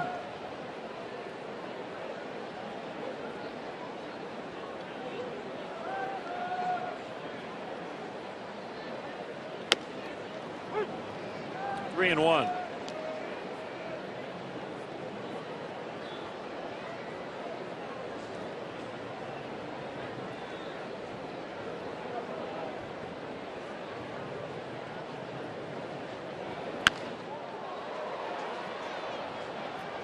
Great call, partner. Isn't that a neat sight? Billy McKinney with 4 knocked in so far for Daytona today. Hey, Jorge Soler went deep. Yep.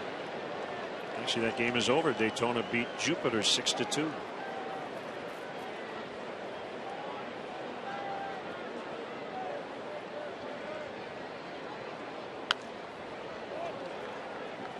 Yeah, they've got Alcantara listed as one of the Cubs prospects with a double. That came here in the big leagues.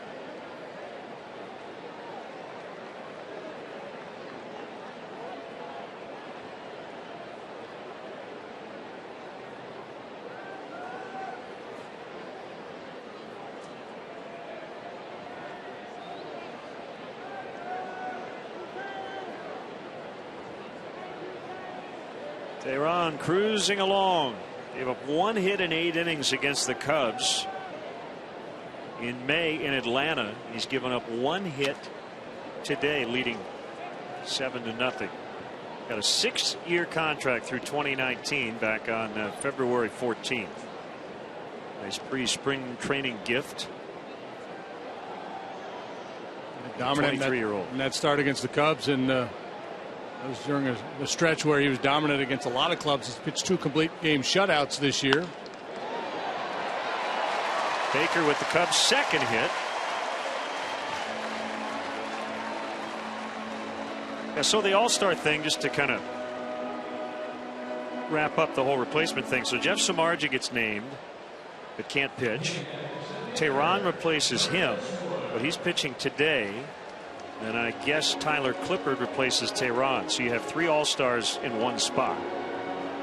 On the end, maybe I'm being cynical by saying it's too many, and others would say, well, what's wrong with those 3 guys being All-Stars? Nothing per se. Yeah, well, it's a different All-Star game than we grew up watching. It used to be the starting pitchers would pitch 3 innings, and sometimes a guy would come in behind him and pitch 3 innings. Now the format is much more. It's always been an exhibition, but an inning or 2, and then.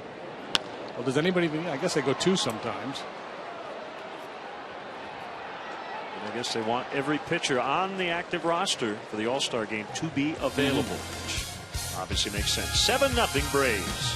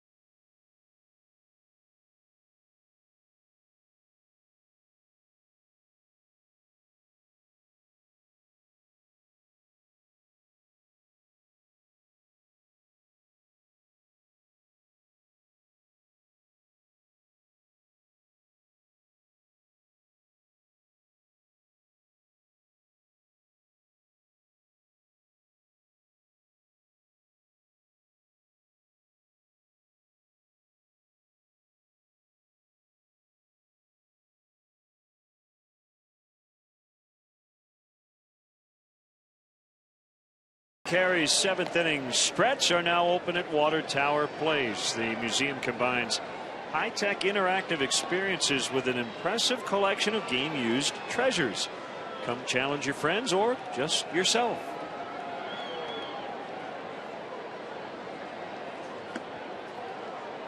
A couple of members of the 1969 Cubs team will conduct the stretch today. Rich Nye and Randy Hundley, battery mates.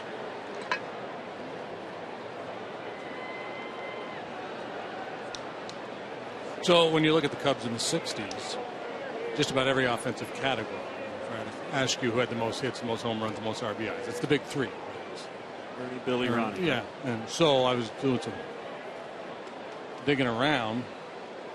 So the question is, who had the most stolen bases for the Cubs in the 60s? And that's an unfair question. But I figure if somebody at home thought of it before I said it, they would feel good about themselves. My guess would be Lou Brock. He's on the list, but Adolfo Phillips. Adolfo Phillips. Okay. Brock didn't have his big stolen base totals until he was a Cardinal. Yeah, and there's kind of an evolution, right? And I think in the running game through a lot of the 60s wasn't that prevalent. With, some outliers, Maury Wills for one.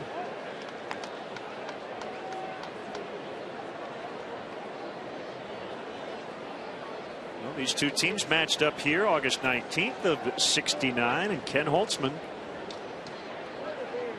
no hit the Braves. 3-run homer by Ron Santo. Phil Niekro was on the mound that day for the Braves.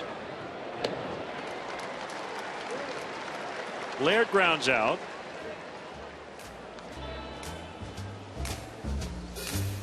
Numbers from the core 4. And that '69 season.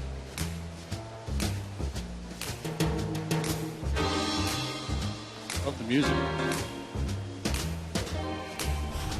You had the College of Coaches early in the '60s. Didn't really work. No, it didn't work out so well. Rotating managers.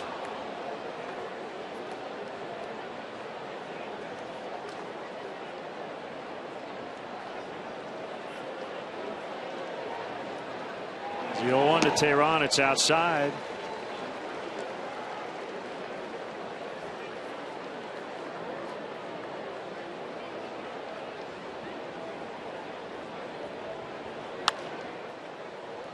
Down the right field line, just out of play.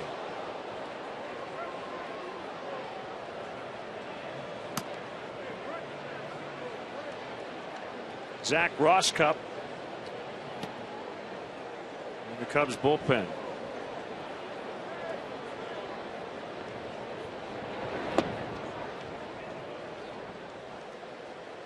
For those youngsters who are unfamiliar with wearing real stirrups, there is an art form. The higher arch goes in the back.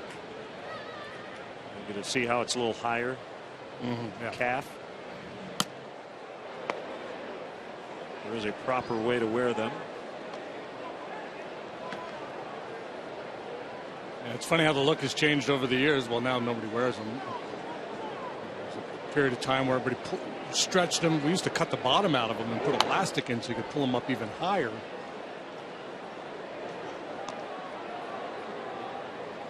So that all you could see would be the stripe down the side of the leg and not the sock part. Yeah, that was an '80s look that you're talking about.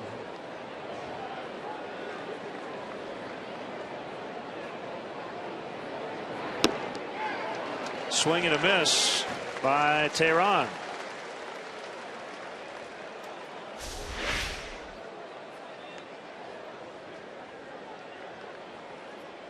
Then there was a point where the painted socks, they looked like stirrups, but they were just painted on regular socks. Just kind of fake. Yeah. What gave it away is that the paint would end. It didn't go all the way around the bottom of the sock. That's what they should have done.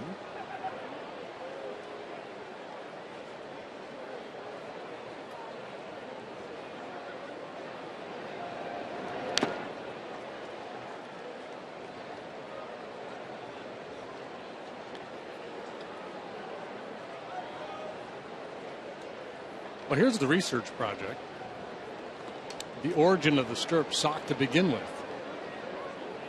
All right? Mm-hmm.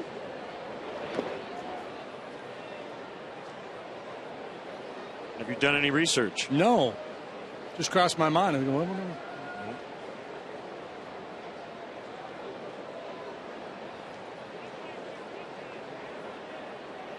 Steve Russin has a book out. I think he addresses that. I'm going to have to read it. High fly to center field. Gathered in by Ruggiano to end the inning. It hasn't been a quality start, but Travis Wood giving the Cubs some innings. The heel click. Leo loved it. Told Ronnie keep doing it. 1969.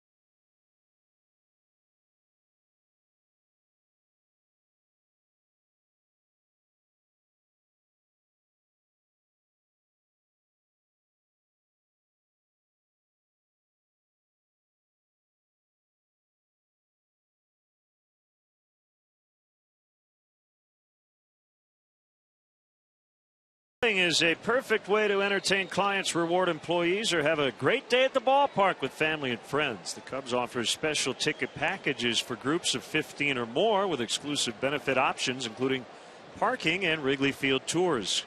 Call the group sales office and speak directly with a sales associate at 773-404-4242 or go to Cubs.com/groups.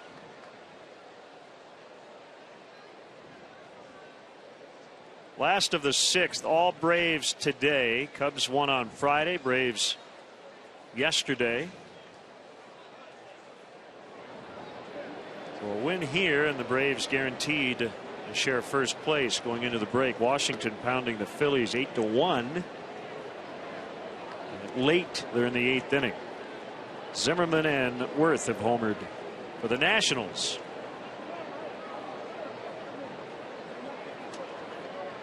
1-0 pitch. Breaking ball low and in. Nationals or Braves? What do you like? Or both? One gets a wild card? I kind of like the Nationals a little bit better than the Braves.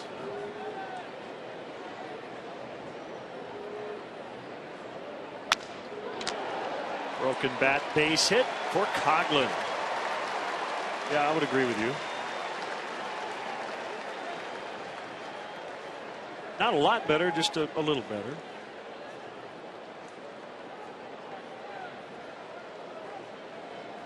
Yeah, and the general managers could have something to do with changing my thinking on that one. Either one of these teams were to pull off a big deal. 4 teams in the Central going into today within 2.5 of first. Dodgers and Giants in the West.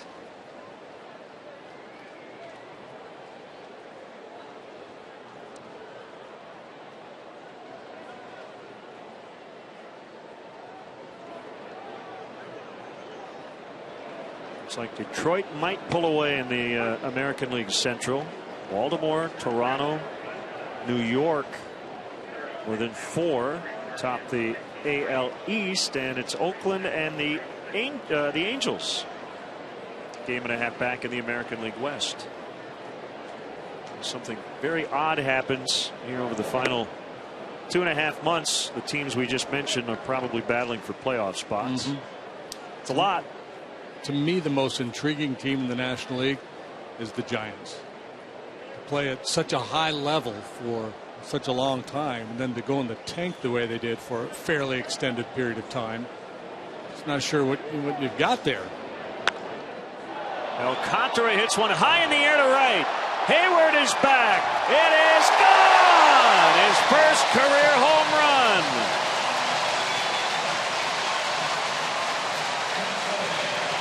Hey, put him on the All-Star team. Get that baseball for the young man. It's now 7-2.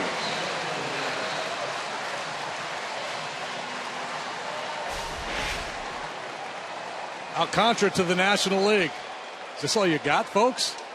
Is there a higher level? He has come to the big leagues and put on quite a show. First major league home run. We've talked about it from the day he got here. The combination of speed and power, how intriguing it is. And there he goes with his first long ball. Like a Blue Jays fan maybe caught that. Is it a Toronto Blue Jays hat? Backhanded neatly by Freeman, and he'll get his all-star teammate Rizzo for out number 1.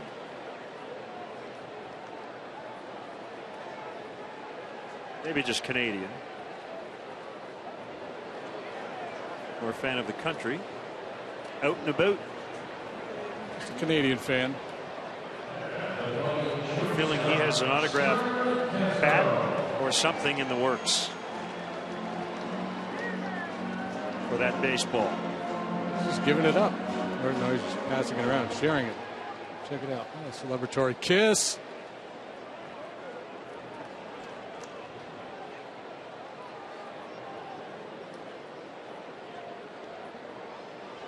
Maybe that guy's a Jose Reyes fan. It's probably the one comp I've heard that that I like the best. Of Alcantara. Okay, here's the deal. It's his first career home run. Let the negotiations begin. You want our people to call your people, or do you want to do it yourself? I mean, what do you take? Do you take a bat? Great. You want to meet him? Let's go. Yeah, let's go. Grounder to third. Johnson. To Freeman to get Castro.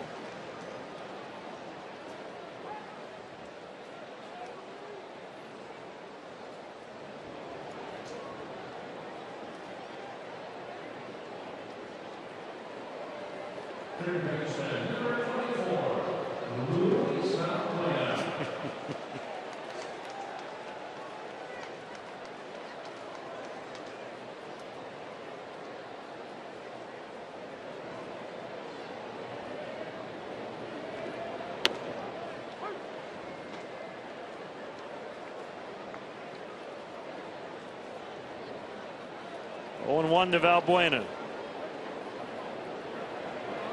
Alcantara went 0 for 4 in his major league debut. Since then, he is 9 for 17.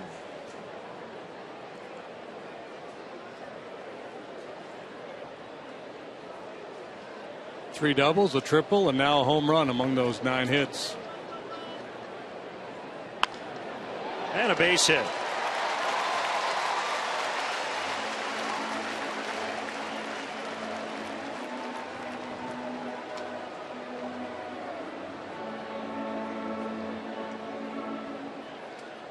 And remember, he's the guy nobody was talking about. Right? Well, he was, the Cubs had, I think, 7 of the top 100 prospects. He was literally number 100 on Baseball America's list. They moved him up to 33 among all major league prospects, minor league prospects, mid-season. Baseball Prospectus might have him in the top 20.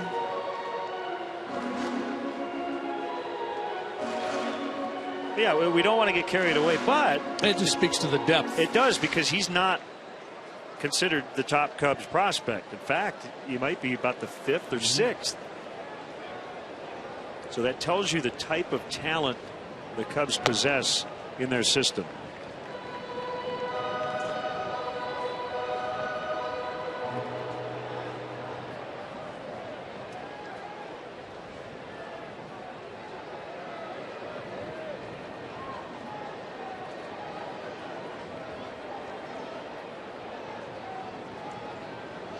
Talking with somebody today just about his demeanor, and it's very early, but in a big league clubhouse, when rookies show up, especially guys who are talked about a lot before they get here, and internally he was talked about a lot, everyone kind of looks to see how they're going to handle it. He's respectful, carries himself with confidence, speaks English really well, by the way. He's really worked hard at that.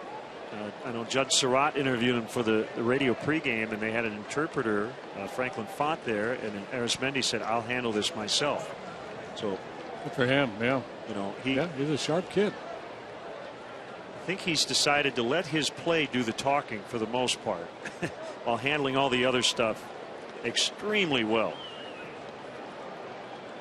And there is an advantage when you break in with a relatively young club that's, there's not a bunch of star power in that clubhouse. That makes it easier. Freeman kind of straddling the line, and it'll be caught by La Stella in fair territory to end the inning. But Alcantara starting to become a household name. We don't know how long he'll be here this stint, but he just hit his first big league home run.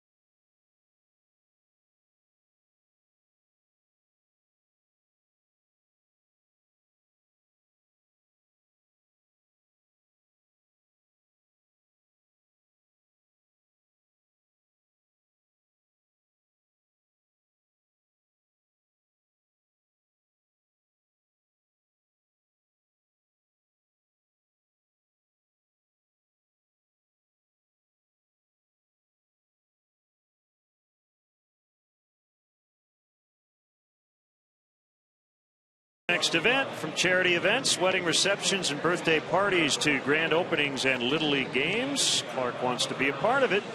Email Clark directly at clark@cubs.com or visit cubs.com/Clark for more information on how to book Clark for your special event. New pitcher for the Cubs is left-hander Zach Rosscup. Recently back for his 4th stint this season with the big league club.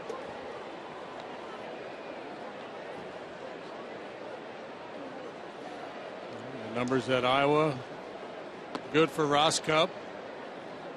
Renteria, 3 lefties in his bullpen, and Rosscup, stuff-wise, a little bit above the Russell and Wright. A little more giddy up on his fastball anyway. Hey, look who we found. Randy Hundley. Good afternoon. Looking great as always. I love this jersey. Great. Yeah, it is. Feels good to put it on, doesn't it? Yes, it sure does. Gotten a lot of feedback. People watching the game at home. And just a flood of memories coming back to them. Yeah. These uniforms. Well, I love putting this jersey on, I'll tell you that. Looks good on you. I just wish I could still play. You look like you can. Well, that's deceiving. Ball 1 on Andrelton Simmons. So 1966, 149 games. 67, 152. This is a catcher we're talking about. 1968, 160. 1969, 151. You never came out of the lineup. I didn't come out of it very often, I'll tell you that. Once I started and kind of established myself with Leo, he had me there every day, and I loved it. I didn't know any other way but playing every game just about. You can speak to the day games probably better than anyone because of your position behind the plate. Did you learn to like it? What did you have to do to adjust to becoming an everyday Chicago Cub? I love playing day games, and I argued with my son Todd for the longest time that the day baseball did not take much out of me. But I think he finally convinced me that I was wrong with that, and I think it does take a lot out of you, and especially if you catch and play that many day games. Sometimes you go on the road, you play quite a few day games too, so I think it does make a difference to you. What I've heard from guys is, okay, you play a lot of day games at home, you play a lot of night games on the road, you have different start times, that it's more about the routine. In other words, if Major League Baseball, everybody played like spring training, just 1 o'clock every day, home or road, I think guys could handle that, but it's the routine part of it that's difficult, isn't it? It is. Yeah. It's very difficult playing at so many different times and keeping up with the schedule, and it does wear on you. Did you feel, did your bat slow down in the second half? Were you one of those guys that would use a lighter bat in the second half of the season or make any kind of adjustment like that? I wasn't smart enough to make an adjustment like that. 1 strike on Freddie Freeman. I would always try to use Billy Williams' bats. He had the best. They seem to work pretty good, huh? Well, they did work extremely well for him. For me, it's another story.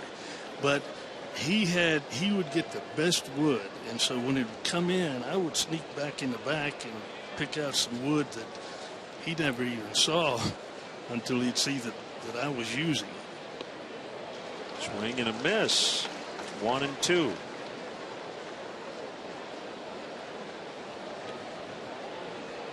This ballpark is really beautiful, isn't it? Looks great today, doesn't it? Sure does. The vines all in. A beautiful sunny day.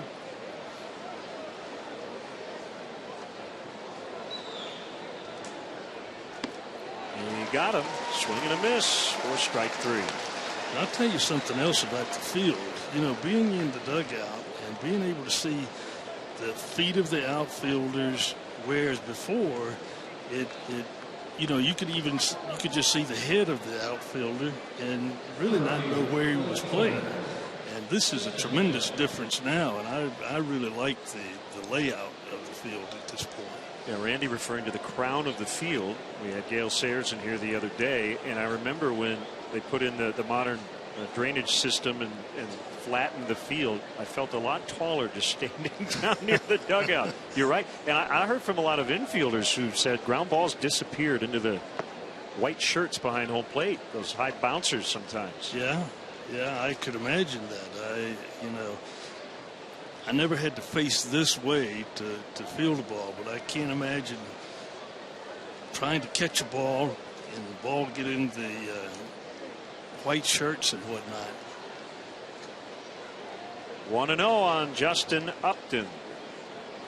Another thing we kind of take for granted is hitters' backgrounds, and I know the one ballpark during the daytime everybody complained about was Dodger Stadium.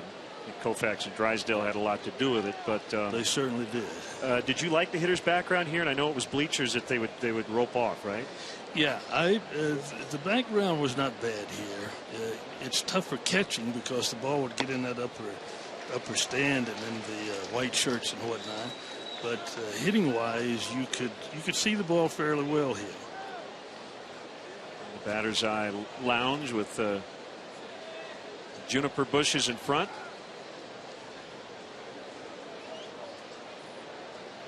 Now they've got these sunglasses guys wear when they're batting. I know. I don't know how in the world they do it. I don't think I would want to hit with sunglasses myself. I want to be able to see that ball as much as I possibly can and see the spin on it. I said earlier, Rebel, that we think about Ronnie every day, but man, a day like this, seeing that uniform in play again, he'd have been a kid in a candy store today. He sure would have been.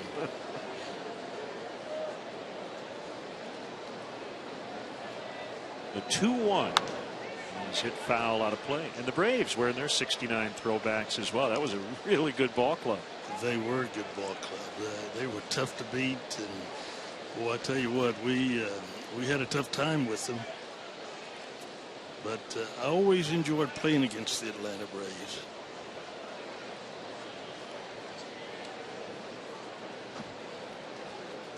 In the 7th, we're with Randy Hundley. He and Rich and I will sing the 7th inning stretch coming up. Paul Popovich is going to help us also. No good. Yeah.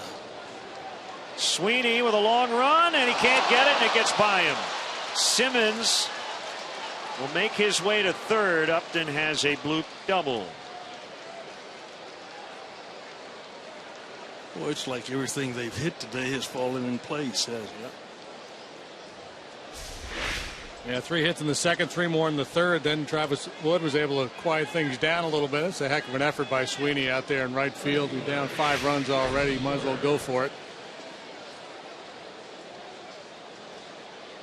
All-Star game Tuesday. You were an All-Star in '69. What is your fondest All-Star memory? Or well, in '69, it rained us out the first day, and then we had to regroup and we got to go to the White House and meet President Nixon, and it was a wonderful time for me. You know, just a little old country boy just in the big city, and came back and played the next night, and there was some question as to whether or not Johnny Bench was going to be able to play, and then I would be the starter. So I was excited, to say the least, but Bench played, hit a home run, and pardon me, I got to come in the late innings and pick him up. The only thing about it was I had to catch Phil Niekro. Oh, fun. There you go. Welcome to the All-Star game. Here I'm telling you what's the truth. There was a lot of pressure on me at that time. But I was lucky enough to handle him fairly well. Had you caught knuckleballers prior to that? Yeah, a few. But, you know, you have to, it's a special way of learning how to catch the ball. And it's, you have to wait for the ball to get to you and then snatch it, because if you try to go out for it too quickly, then it could really get by you, and that's a bad situation. I'm guessing he brought a knuckleball glove. Did he bring a glove for you to use? He had the big mitt, and I used it, but I caught everything right in the pocket. Darn right. 2. Hayward waves at strike 3. Of course, then in that era, the All-Star game, the starters would play 6-7 innings, and sometimes even the whole game, right? Some of them would, yes. But I got in about the 6th or 7th inning and had one at bat. I don't know what I probably struck out. I don't even know. But it was a thrill to be able to play in the All-Star game. All right, just some of your teammates from the '69 All-Star team. This is pretty cool. Hank Aaron, Ernie, Beck, Ronnie. Cubs were well represented. Johnny Bench, of course. Steve Carlton started the game. Yep. I mentioned Necro, Larry Durker, Bob Gibson, Don Kessinger, Willie McCovey, Juan Marichal, Jerry Kuzman, Willie Mays, Tony Perez, Pete Rose, Tom Seaver. A lot of Hall of Famers in that group, huh? I'm telling you, how many Hall of Famers would that be? A lot. Let's see, one. A lot. And then on the other side, Carew, Reggie Jackson, Frank Howard, Harmon Killebrew, Mickey Lolich, Denny McClain. Denny McClain pitched in the game that night. Now he takes off in his own airplane and he buzzes the stadium in Washington. Did he really?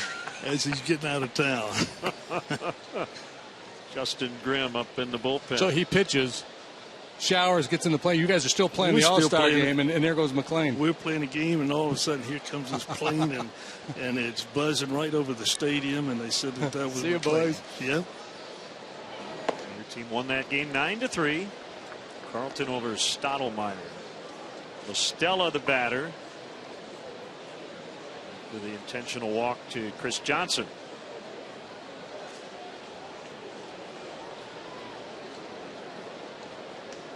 Ross Cup's 1-0. That might have been the game. There was a game somewhere in that era. There's 5 or 6 home runs hit, and everybody that went deep was an eventual Hall of Famer. Everybody but let's see. Well, Bench, McCovey hit 2. Frank Howard, Bill Freehand. Nah, that wasn't the year then. So there were 5 home runs. Yeah, and I mean there were some hard hit balls too. It was at RFK Stadium. 2-1. Frank Howard hit one in the almost upper deck in center field. I mean, he just looked like he just flicked at it, and I mean that ball just kept carrying. 2-1 on Listella. Here it is. Come in there now with the bases loaded.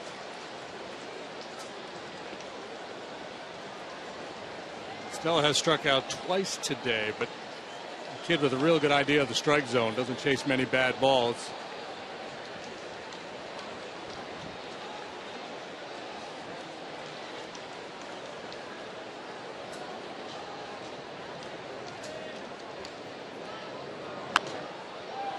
Fouled off. It's 3-2. Action pitch here. Bases loaded. 2 outs. You guys just sit here like it's just normal life. Talking ball. That's right. What are you going to call here, catcher? We got bases juice, 3-2. Shucks, I'm going to call a fastball. All right. Down and away. Whatever he can get over. And fastball, unfortunately, up a little bit and major trouble. Simmons, Upton, and Johnson all will score. A little easier up here, isn't it? Yes, it sure is. Yep. I know if I was out there playing, you guys be second guessing the call I made. What is Hundley thinking calling for a fastball here? Exactly, yeah. That pitch was right down Broadway, yeah, too. It was. This kid, I was looking at some numbers on him the other day. He's hitting like 290 something with 2 strikes. So Ricky will make a pitching change here. It looks like a double switch. He's got Grimm ready with Gerald Laird due up.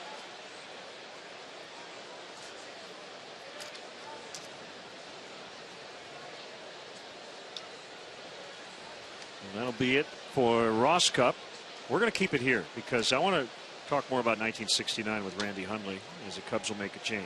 All right, 2 things, Randy. You go from National League, American League to divisional play. So that was a change in '69, and the mound was lower. What sort of adjustment was that for you as a catcher and as a hitter? Well, it was more of an adjustment as a hitter than it was catching. I didn't care where they put the mound as a catcher, but hitting-wise, it was different. Pitchers could throw off of that high mound and, get some leverage with it, too. And I think it may have hurt their control a little bit in the beginning because they weren't used to it. And I'd like to see them raise the mound again because I think that the pitching that we have now would allow the guys to pitch a little bit more.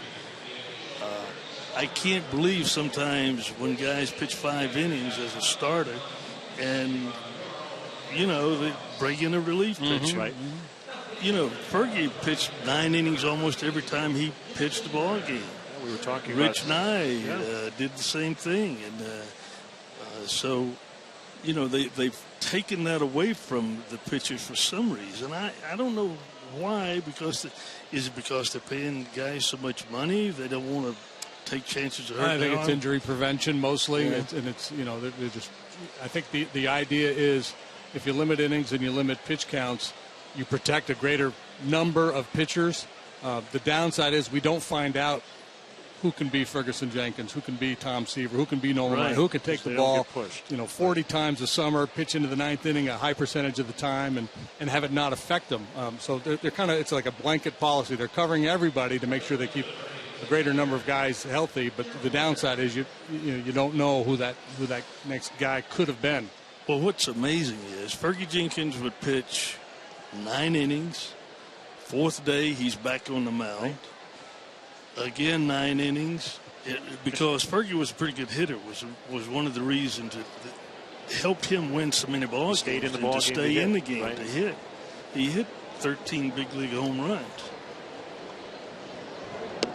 Breaking ball from Grimm is a strike on Laird. With Rich Nye standing here behind me, he couldn't hit a lick. So they were anxious to grab him. He's not on the microphone, so he can't answer for himself. No rebuttal. I know it. Shot.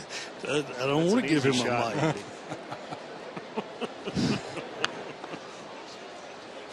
Says you got to have a catcher who puts down more than one finger. There we go. Well, what do you do when you only have one pitch? Once teammates, always teammates.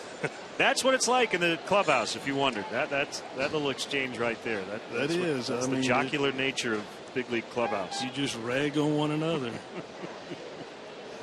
2 strikes on Laird. There it is. Tap, foul. Shucks, I'm beginning to get nervous. We're going to have You to have sing to sing here. at some point. Close. I almost forgot about that. We haven't done that yet, have we? It'll be great. I'm going to turn the mic over to you. Yeah. If I can, boys. He's asking me if I could stand up. I mean, you think I could sit in this seat and do it? I'm enjoying this off-air broadcast. The 0-2 is outside, 1-2.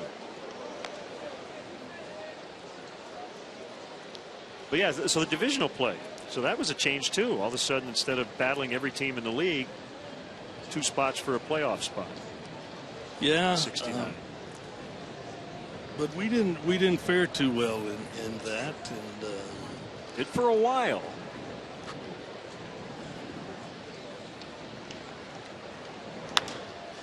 Fly ball well hit. Sweeney's going to get it. All right, Randy, here we go. For the 7th inning stretch. Fellas. thank you, guys. Today's guest conductors for Take Me Out to the Ball Game, former Cubs Paul Popovich, Randy Hundley, and Rich Nye. All right, we need some help.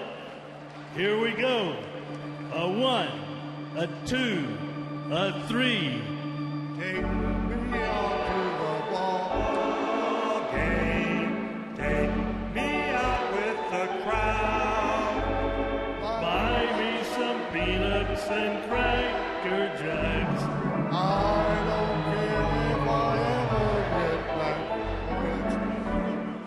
Root for the Cubbies. If they don't win, it's a shame. For it's one.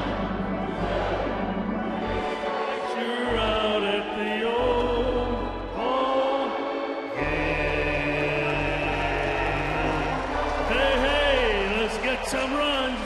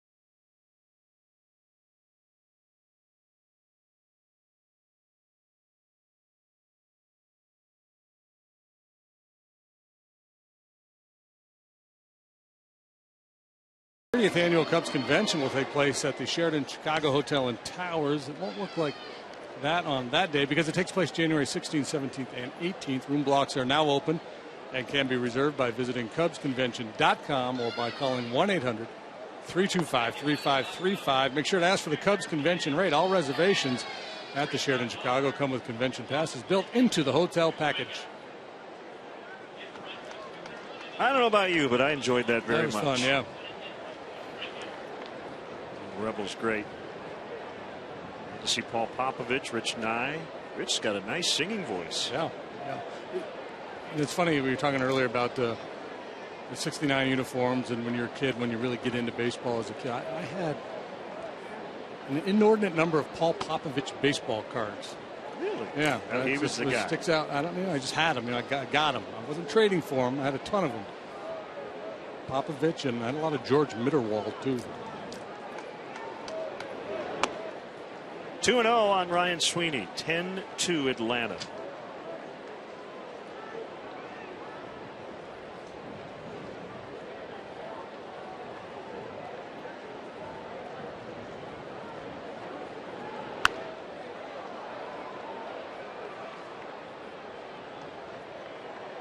Interesting what he said about the mound. He wouldn't mind if they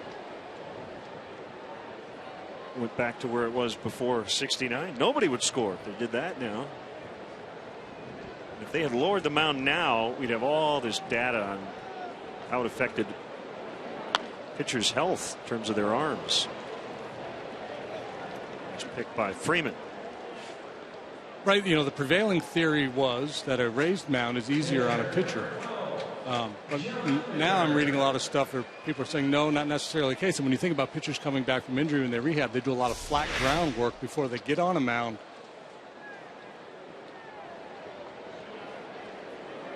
Right.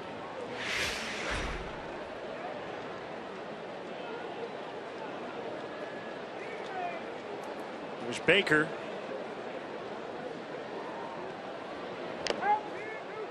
Fouls at the plate.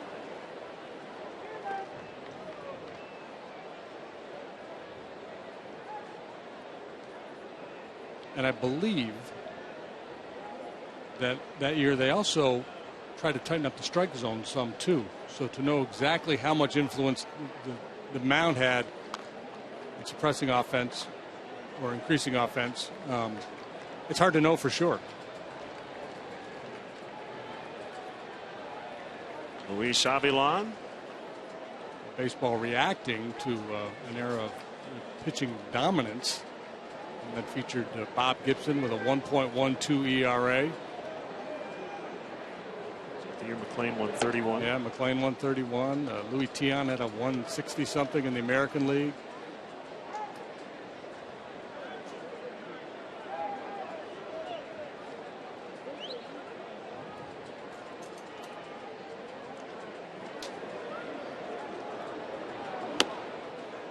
way off the plate inside. 2-2.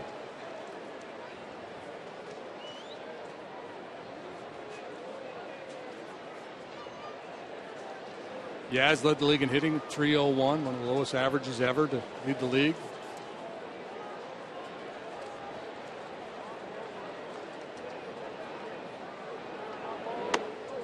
Called strike 3, no argument from Baker. 6 punch outs for Tehran. 8-run lead for the Braves, so Freddie Gonzalez has a lot of room here to do with what he wants with Tehran. He can let him go or he can shut him down. He's at 98 pitches. There's action in the bullpen, so this likely will do it. We need to push him. By the way, how's your right hand feeling? I'm no longer numb. Randy Hundley has the firmest handshake in baseball history. He does. It's the kind of handshake you got to get right in there, because if you slip a little bit and you just gets all fingers, you're in real trouble. 0-2, breaking ball at 69 miles an hour. Pitch number 100 for Tehran.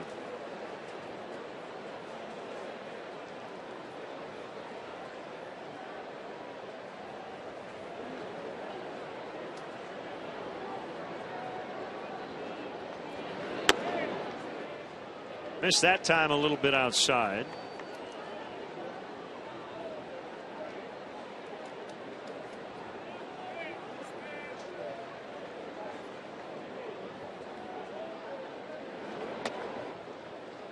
Two and two.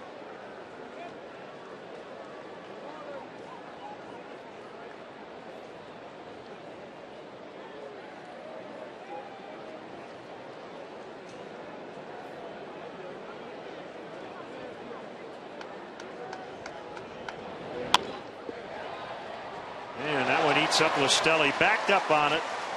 That'll be a base hit.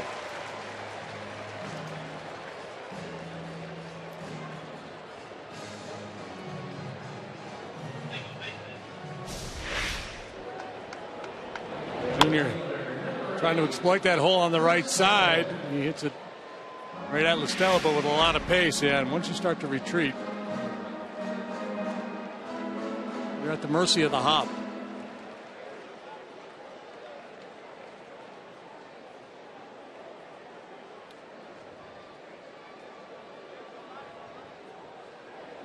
There's Coghlan. 1 for 2 with a walk and a run. Scored on Alcantara's first career homer in the 6th.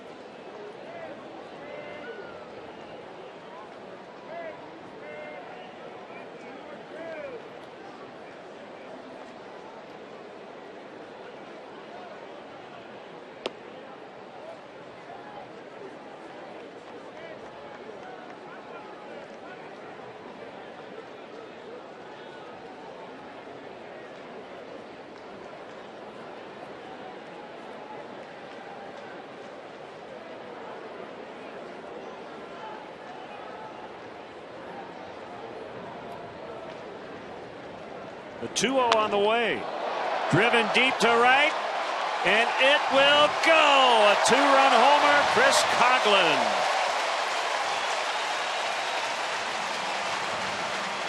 Ten to 4. All the runs coming on homers for the Cubs today.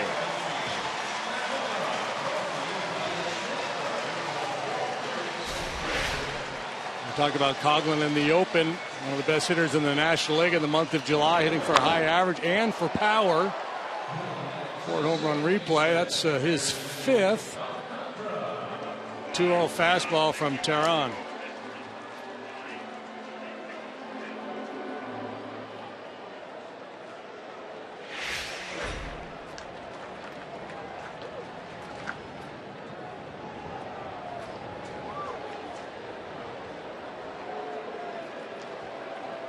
Alcantara, already a double and a homer in 3 tries today.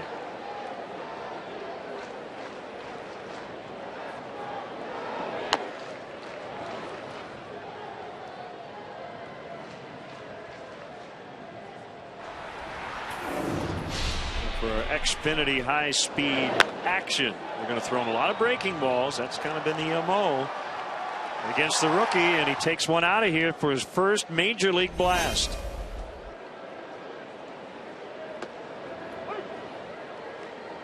Sinker for a strike. 0-2.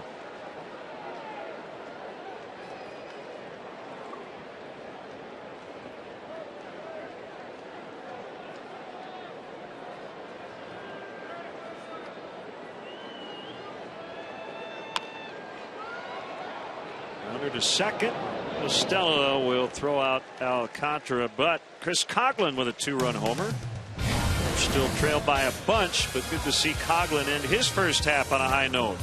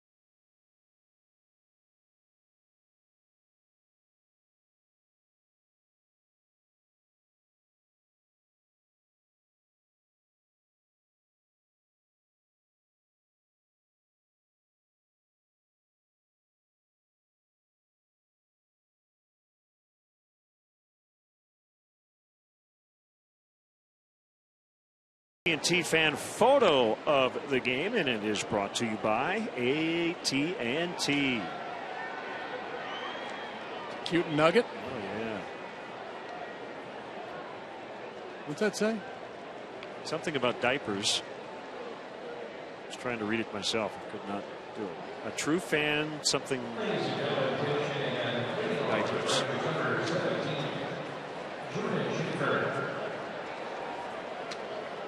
Elias telling us this is the first time the Cubs have given up 10 or more runs in back-to-back games at home since 2000. They did it against Houston. 11 for the Braves yesterday, 10 so far today.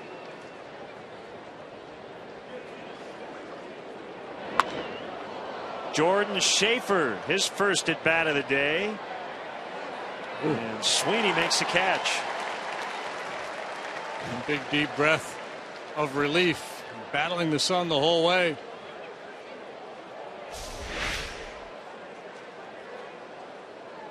Got the shades, got the hand up there, and ultimately able to put it away.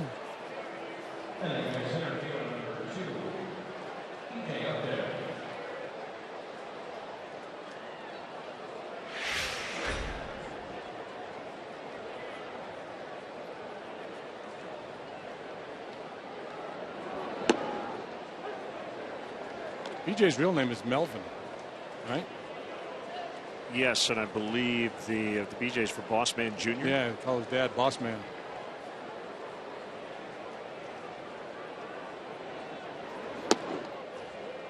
The Uptons, the 10th pair of brothers to play in the big leagues for the Braves.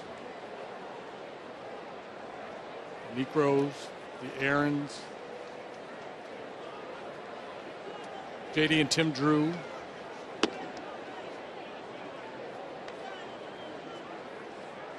Rick and Mickey Mailer.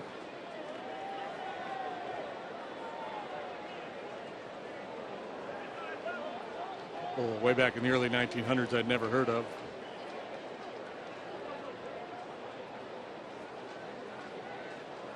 Wondering where that ball came from. It came from the Braves bullpen. I like this B.J. Upton note. He was a shortstop originally. In his first pro season, he was 19 years old. Minor leagues. He made 56 errors. Ooh. The exact amount of errors Derek Jeter made in the same league when he was 19. Yeah, wow. So I guess if you want to be a good big leaguer, make 56 errors as a 19-year-old in the minors. That ball deflected. Simmons had to jump on that one. Yeah. Well, it's interesting because Jed Hoyer speaking on the road trip. I don't think we were in Boston. Somewhere there was a conversation going on about some of the Cubs prospects. And I don't know if it was Javi Baez or Addison Russell, one of those kids, talking about his defensive work. He said, yeah, he's made a lot of errors, but if you look at some of the top guys in the big leagues, even when they were working their way through the minor leagues, they ran pretty high error counts. Takes a while to smooth out that part of the game.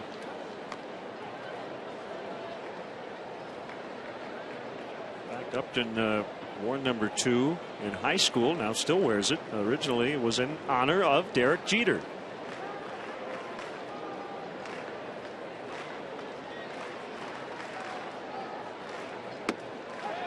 Call strike 3. Call with which he did not agree.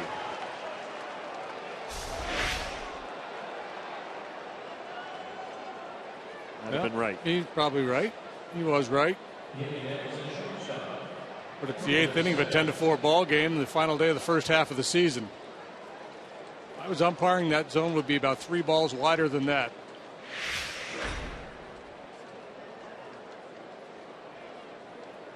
Robin Yount, 44 errors, 1975.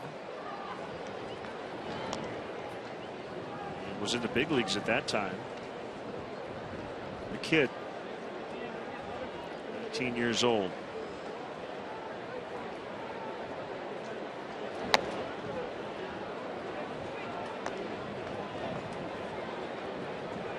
I'm sure there were Brewers fans saying, "You can't play." Get rid of this guy. Get him out of there. Hit 8 home runs in over 600 plate appearances.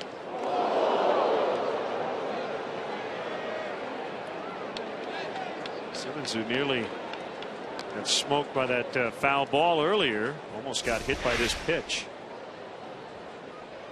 Turns his 2-seam fastball loose, and it's got a whole lot of run, and he has to do the limbo.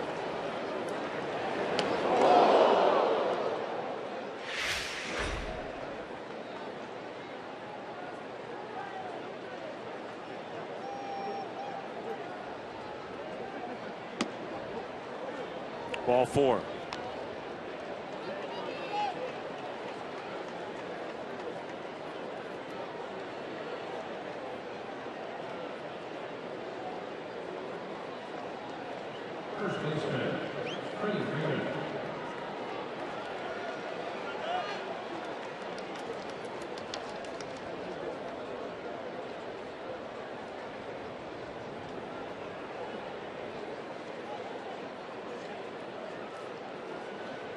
Quiet day for Freeman, but it hasn't mattered.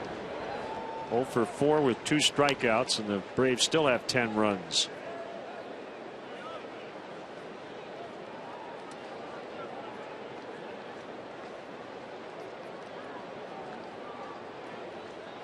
The pitch. Off the outside corner.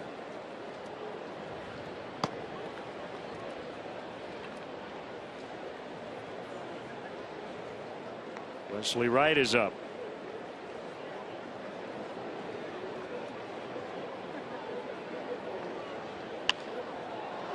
Fly ball left field. Chris Coghlan with the catch, and the inning is over. It's 10-4 Atlanta late.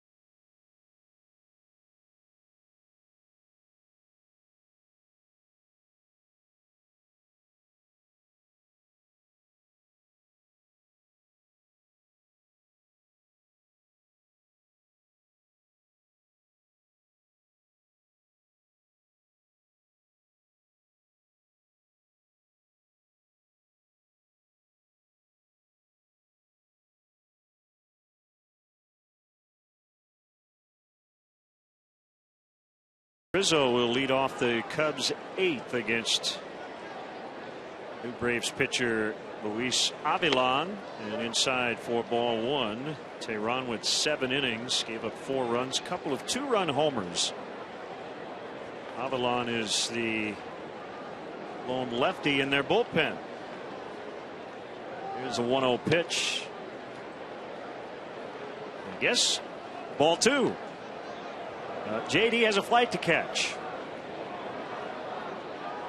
so we wish him the best the next 4 days on the All-Star break. He'll be back with us on Friday in Arizona. Popped up on the 2-0. Layered over. Good effort. Boy, he hit hard right in front of the Cubs dugout.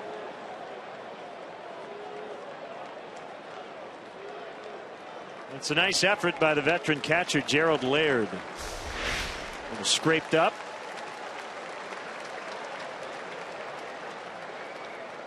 He tried to cushion the blow here as he saw chain link fence.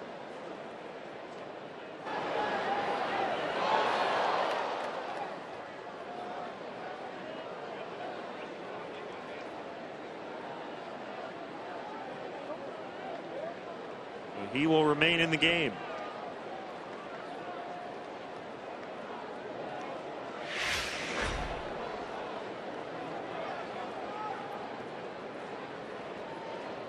Kick and the 2-1.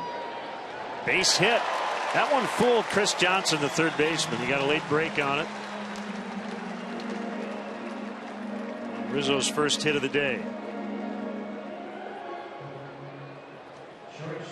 Right after the ball game, he and Starlin Castro will catch a plane to Minneapolis. Busy day tomorrow. The media. The home run derby will be tomorrow night. It will be spectators, and then the big game on Tuesday. Pitch to Castro is taken for ball 1. Lots of other action and some finals. The Indians edged the White Sox 3-2. Yan Gomes hit a game-winning home run rather in the bottom of the 8th. 2-run shot of Javi Guerra. That was after the White Sox had grabbed the lead with 2 in the top of the 8th.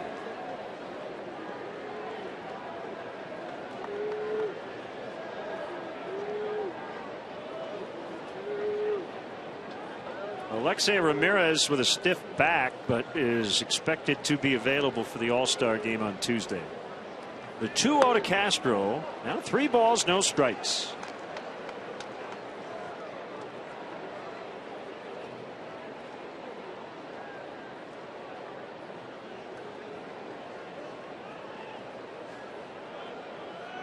Rays shut out the Blue Jays 3-0. St. Petersburg, ball 4. The first 2 are on here in the 8th.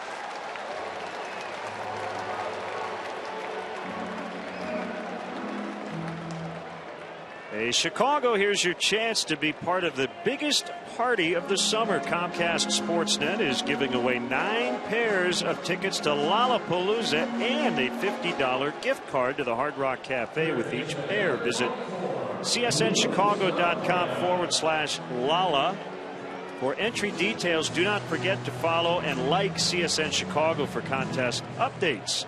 Comcast Sportsnet getting you into Chi-Town's best concert of the summer.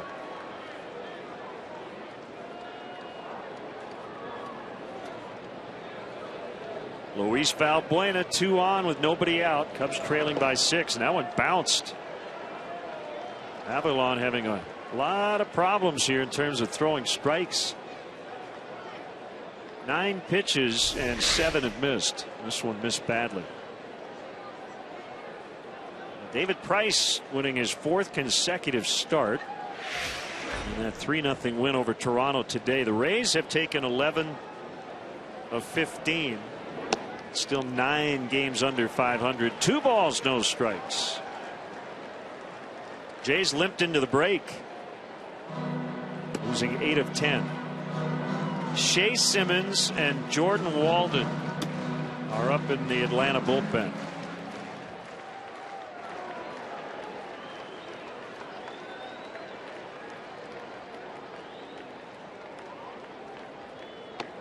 That's a strike. Valbuena taking all the way with his team down a bunch. We have not yet seen Craig Kimbrell in this series.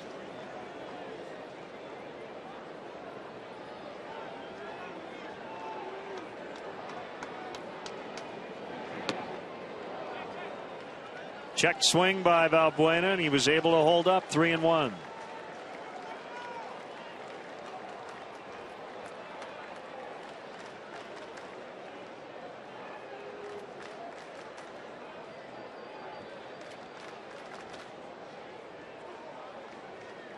We were going to see Kimbrell yesterday until the Braves added on in the 9th inning.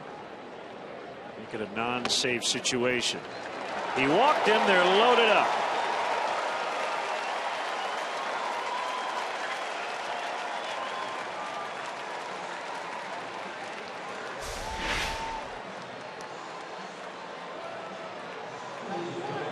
Early off the plate, and that's it for Avilan. Freddie Gonzalez is going to make a change. Looks like it's going to be Shea Simmons. So single walk. And the Cubs threatening in the 8th, trailing by 6. We'll be back.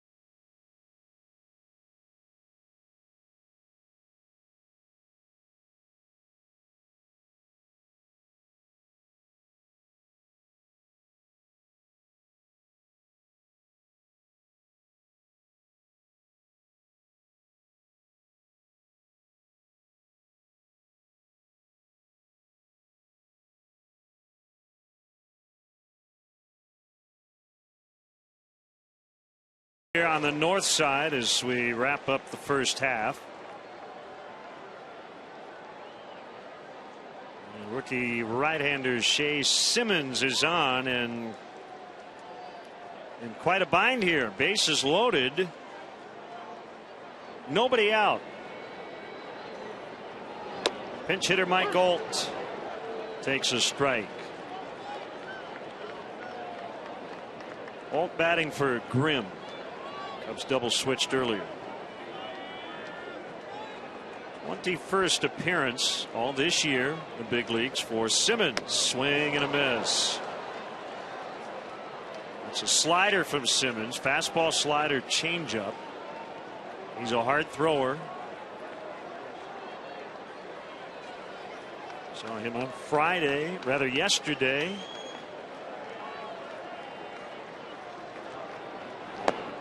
Low and outside. It was Friday. And he, in an inning and 2/3, he forced in a run, the go-ahead run on a walk to Valbuena in the 6th. And retired the next 5, including 3 strikeouts. Here it comes. Up and in. 2-2. 96 that time. Rizzo single to start the inning. Castro walked. Valbuena walked.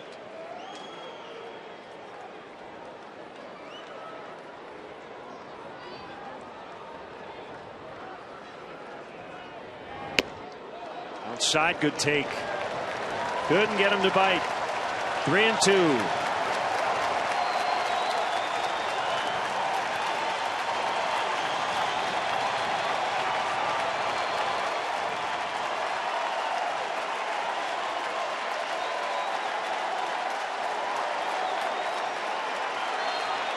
Fans are up. The 3-2. A big swing and a miss. Strike 3. Bolt really aired it out.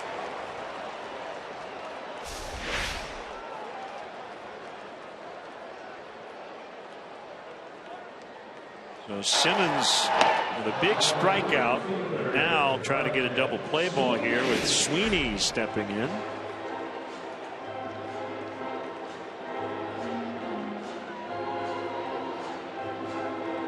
Mets pounded the Marlins today 9-1. Jacob deGrom got the win. 7 innings. 3-game sweep for the Mets. A strike on Sweeney.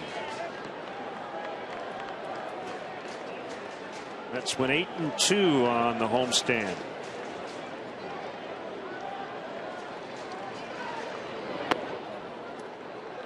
One and one.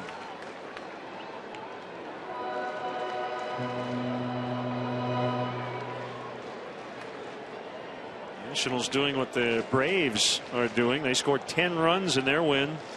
10-3 at Philadelphia. Jason Worth a homer, 4 knocked in.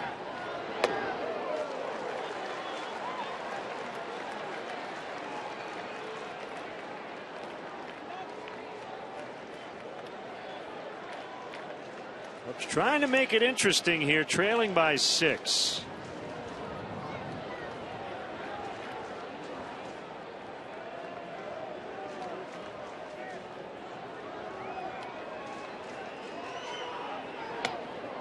Three balls and a strike.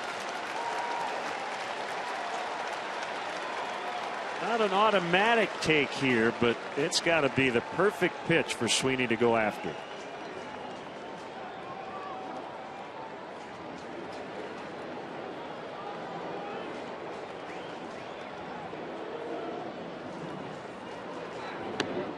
He walked him, and Sweeney will get an RBI on the bases loaded walk. Third free pass of the inning, and that'll be it for Simmons. One will be charged to Avilan. Sweeney's going to take that one every time in that spot. So 10-5 now. Jordan Walden. Bases loaded, 1 out. He will inherit that situation when we return.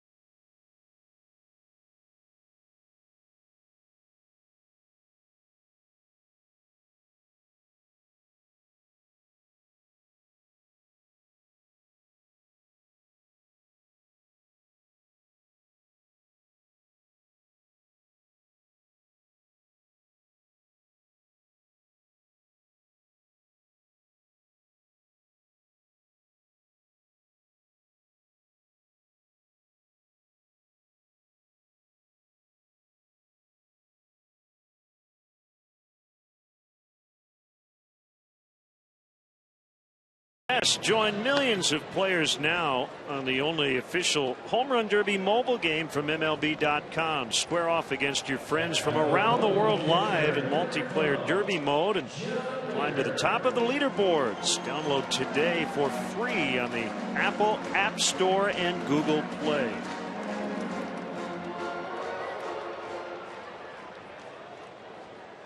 Avilan started the inning. He couldn't get an out. Simmons faced 2, only got 1 out. And now it's Walden.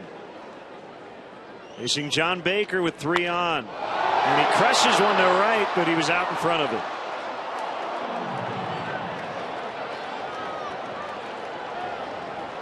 And this could be the day, although Kimbrel is not up right now.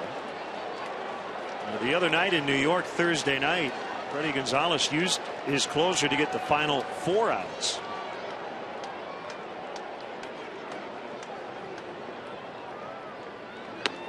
Outside, 1-1.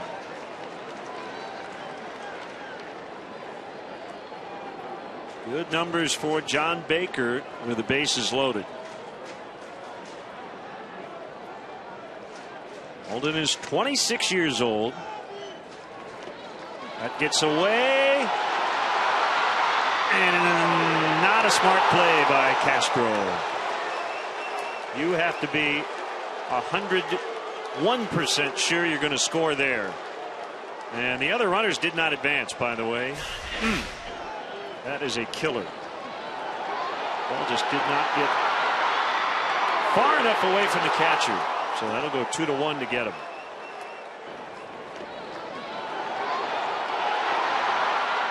He committed right away. And Ricky is going to challenge. And why not? We're in the 8th inning, and if the Cubs have a chance, this is it. So even if you're not positive that he was safe, it's worth another look.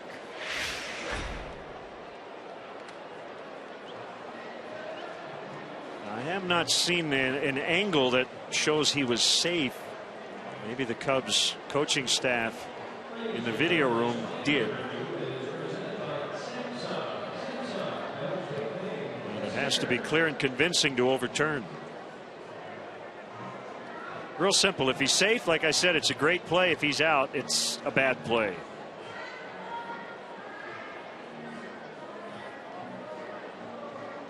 Now, the problem is I don't think Starlin ever touched the plate with any body part.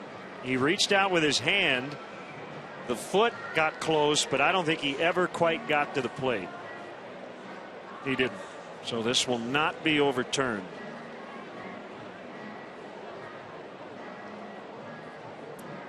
But again, I have no problem with Ricky Renteria challenging this. Still not to the plate. Still not to the plate. The hand never got there, and right there is the tag. If the hand had gotten to the plate, he would have beaten the tag.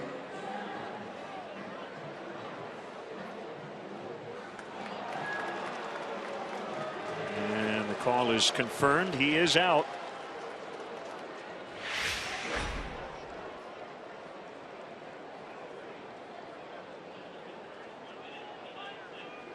One minute 29 seconds, the time of the review. So first and second with 2 gone and a 2-1 count on Baker.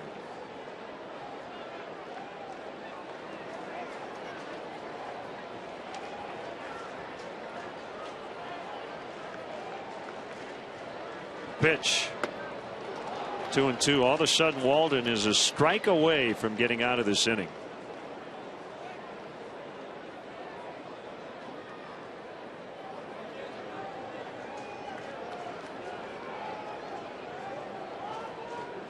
Walden has his sign from Laird, and the pitch off the outside corner. 3-2. Junior Lake on deck.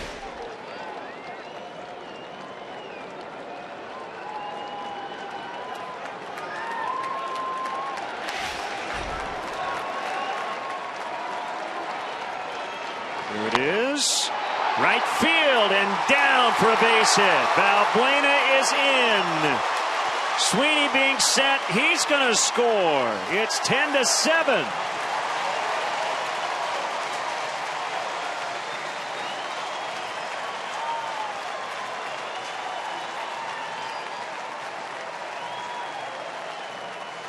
This ball game is far from over. John Baker with a 2-run double. Still no action in the Braves bullpen. I would not be a bit surprised if they get Kimbrel up.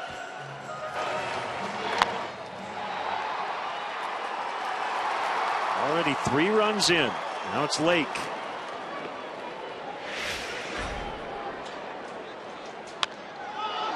Popped up. La Stella goes out. Caught by B.J. Upton. Center fielder making the grab to end the inning. It's a 3-run ball game as we head to the 9th.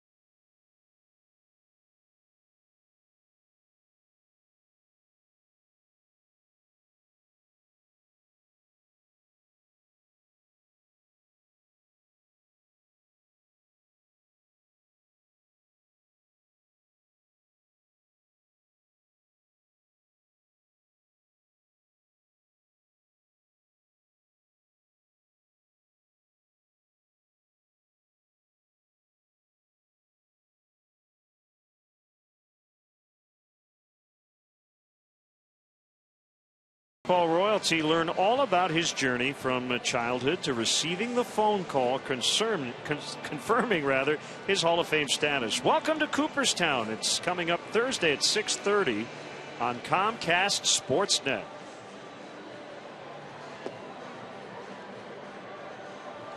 Here's left-hander Wesley Wright wrapping up his first half as a Chicago Cub. He's only allowed 1 home run to this point, and he'll try to keep the Braves right where they are. Mentioned yesterday, Atlanta had a 3-run lead in the 9th, but they were able to tack on a couple of runs against Brian Schlitter, and that allowed Freddie Gonzalez to not have to use Craig Kimbrell. The guess here is no matter what happens, he'll use his closer to finish up the first half.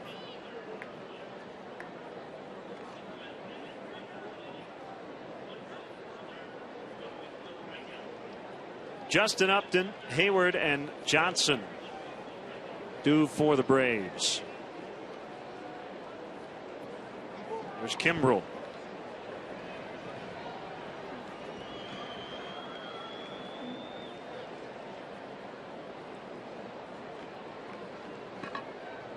Wright works from the stretch exclusively. And first pitch strike. Upton walked in the second, singled and scored in the third, doubled and scored in the 7th.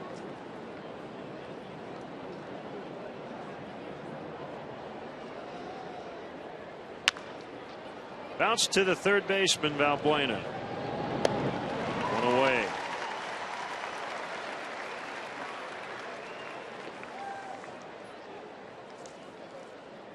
Back with you from Arizona right after the break. CSN will have the coverage Friday night, starting at 8 o'clock Central with pregame live.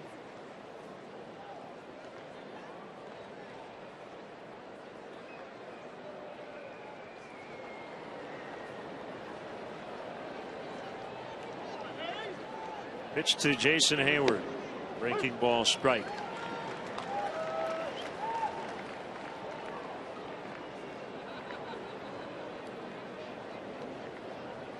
Wright listed at 5'11", 185, 29 years old. The Dodgers originally drafted him in 2003, 7th round.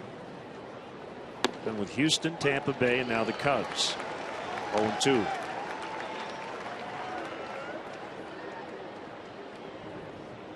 300 appearances at this level. Only 4 have been starts. Those came back in 2010 with the Astros.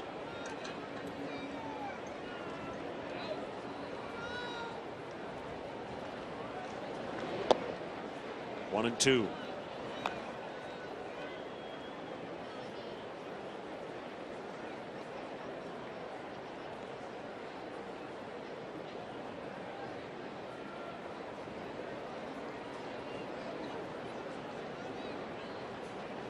Now setting up toward the outside. Diving attempt by Castro as it deflects into center. That's a base hit. Second of the day for Hayward. Now the Cub killer Chris Johnson. Another home run today. A 3-run blast off Travis Wood in the 3rd inning. Those are updated numbers. 40 career games. 8 home runs, 7 of which have been hit here at Wrigley Field in over 500 and a half dozen games this season. And Wright will not get a chance to face him. It's going to be Neil Ramirez. When we come back to Wrigley, 10-7 Braves in the ninth.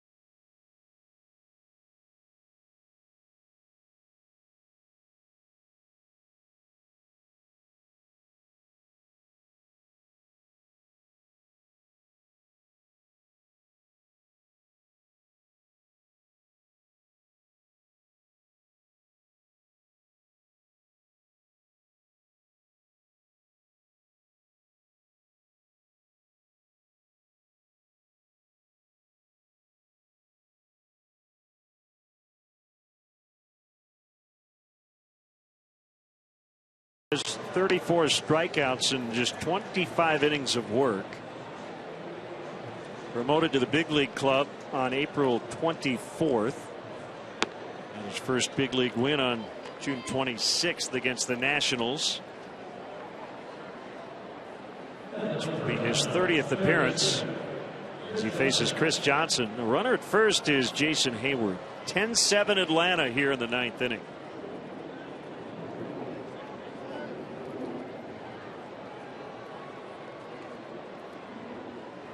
Single, 3-run homers, single intentional walk. 3 runs scored by Johnson. And a check on Hayward.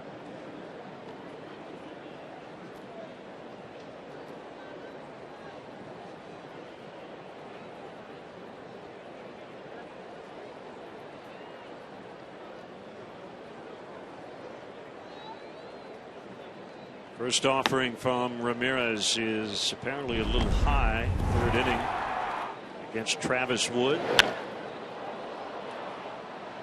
Straightaway center field. Johnson at the time made it 7-0 Atlanta. It's now 10-7.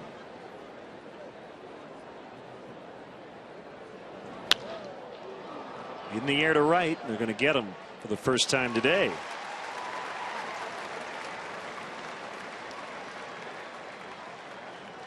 Two away, it'll bring up La Stella, and what did not appear to be a big hit now looming very large. Cleared the bases with a 3-run double in the 7th inning, and that's the current spread. Jorge Soler has homered twice for Tennessee today and has knocked in 5.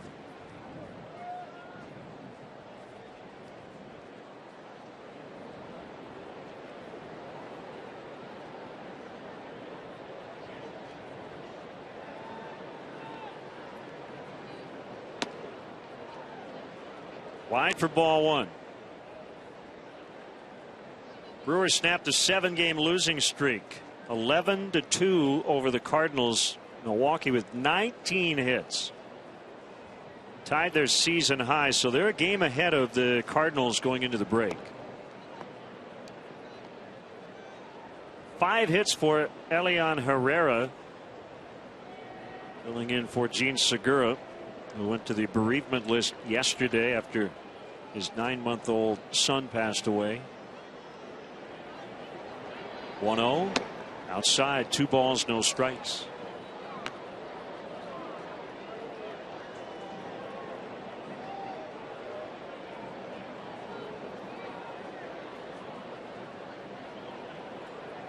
Reds over the Pirates 6-3 the final.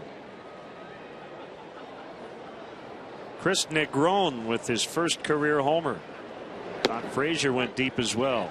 2-1.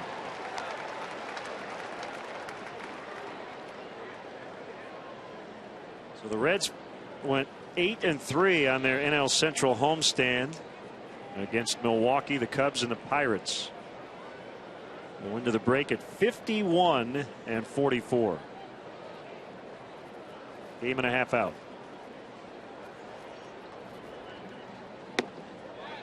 Strike 2. Good fastball there from Ramirez.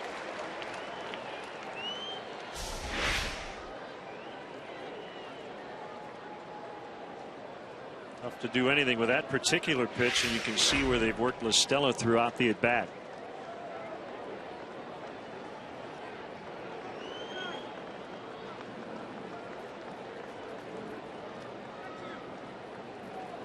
Two on the ground past Rizzo into right. Hayward to third. La Stella hitless in the series coming in, but 3 out of 5.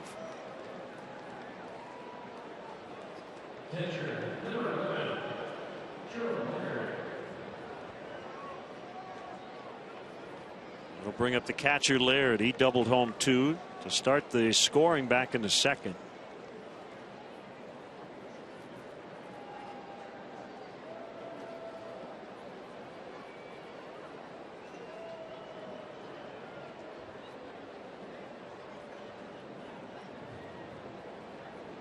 Royals over the Tigers just went final 5-2. Kansas City. So they avoid the sweep.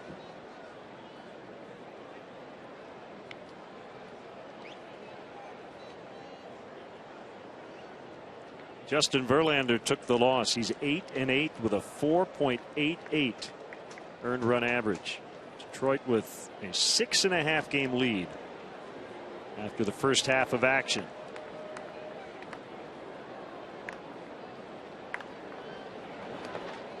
Laird showed bunt.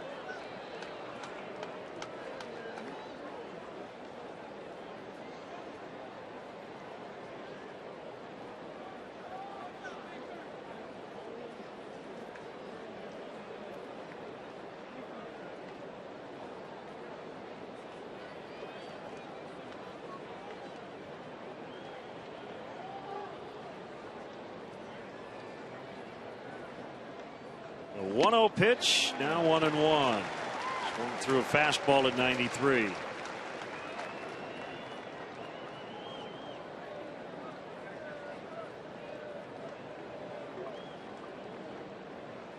Laird debuted back in 03 with Texas, 12th year in the majors. The pitch, strike 2. Twice in these 12 years he's appeared in over 100 games. 07 with Texas, 120, and then 09 with Detroit, 135.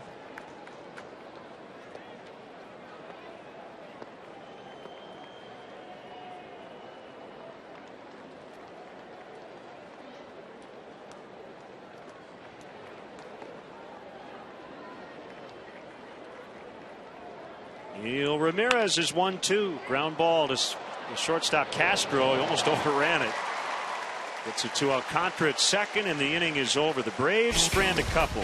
Top of the order here for the Cubs in the ninth. Coghlan, Alcantara, and then the All-Stars, Rizzo and hopefully Castro.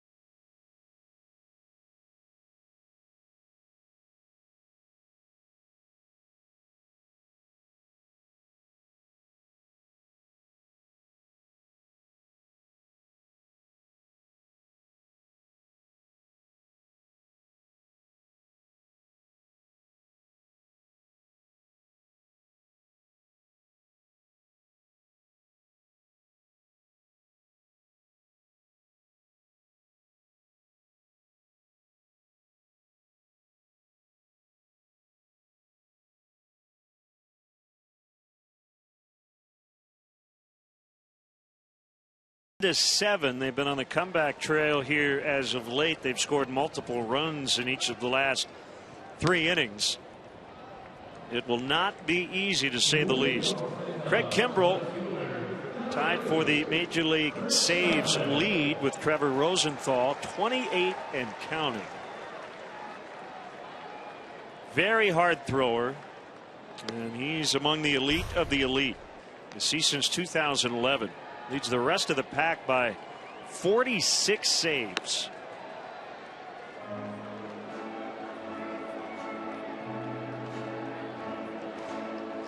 Basically a 2-pitch guy. Mid to upper 90s fastball and a curveball. Cubs will have the top of their order, starting with the red-hot Chris Coghlan. A walk, a ground out, a single, and a 2-run homer.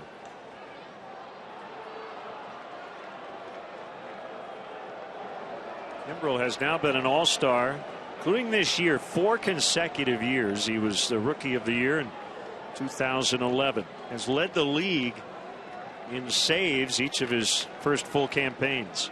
50 last year.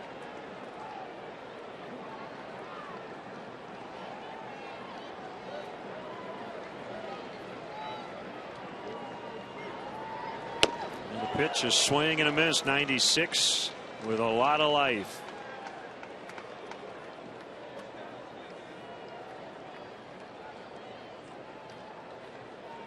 Third-round pick in 08 to Wallace State Community College in Alabama. He's from Huntsville.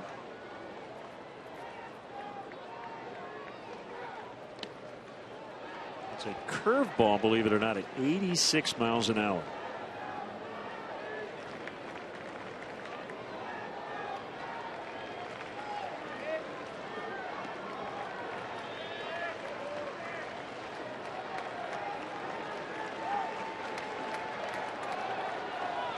It's a sign from Laird. Old foul.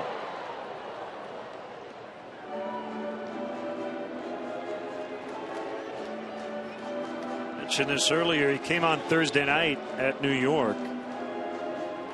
3-1 lead in the 8th inning. And retired the final 4 batters of the ball game to get the save. 4th career save of 4 outs.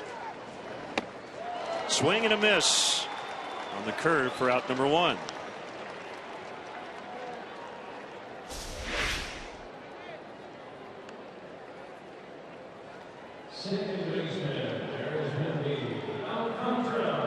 Tumbling action. The hardest curveballs you'll see.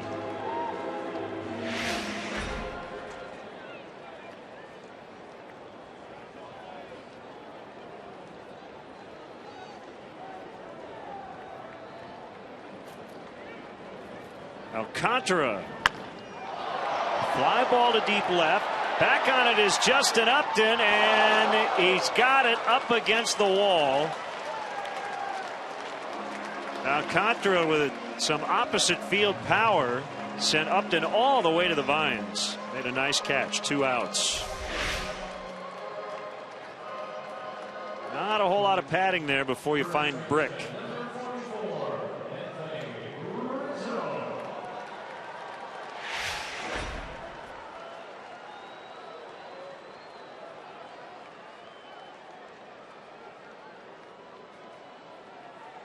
Last opportunity now. 2 down in the 9th, and here's Rizzo. His job's to get on base. So is Castro's. Set it up for Valbuena. Tying run still in the dugout. 0-1.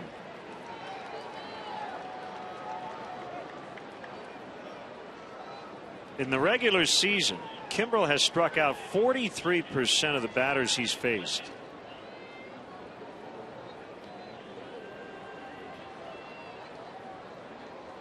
The 0-1. High in the air to right. This will do it. Jason Hayward just onto the warning track. Kimbrel goes 1-2-3, and the Braves take the final 2 games of this series.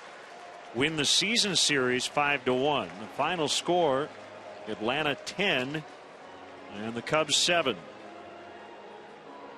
So Kimbrel gets the save, leading the majors with 29. Julio Teheran over Travis Wood. And our GMC professional grade player of the game is third baseman Chris Johnson. Had another big day. At 2 homers yesterday.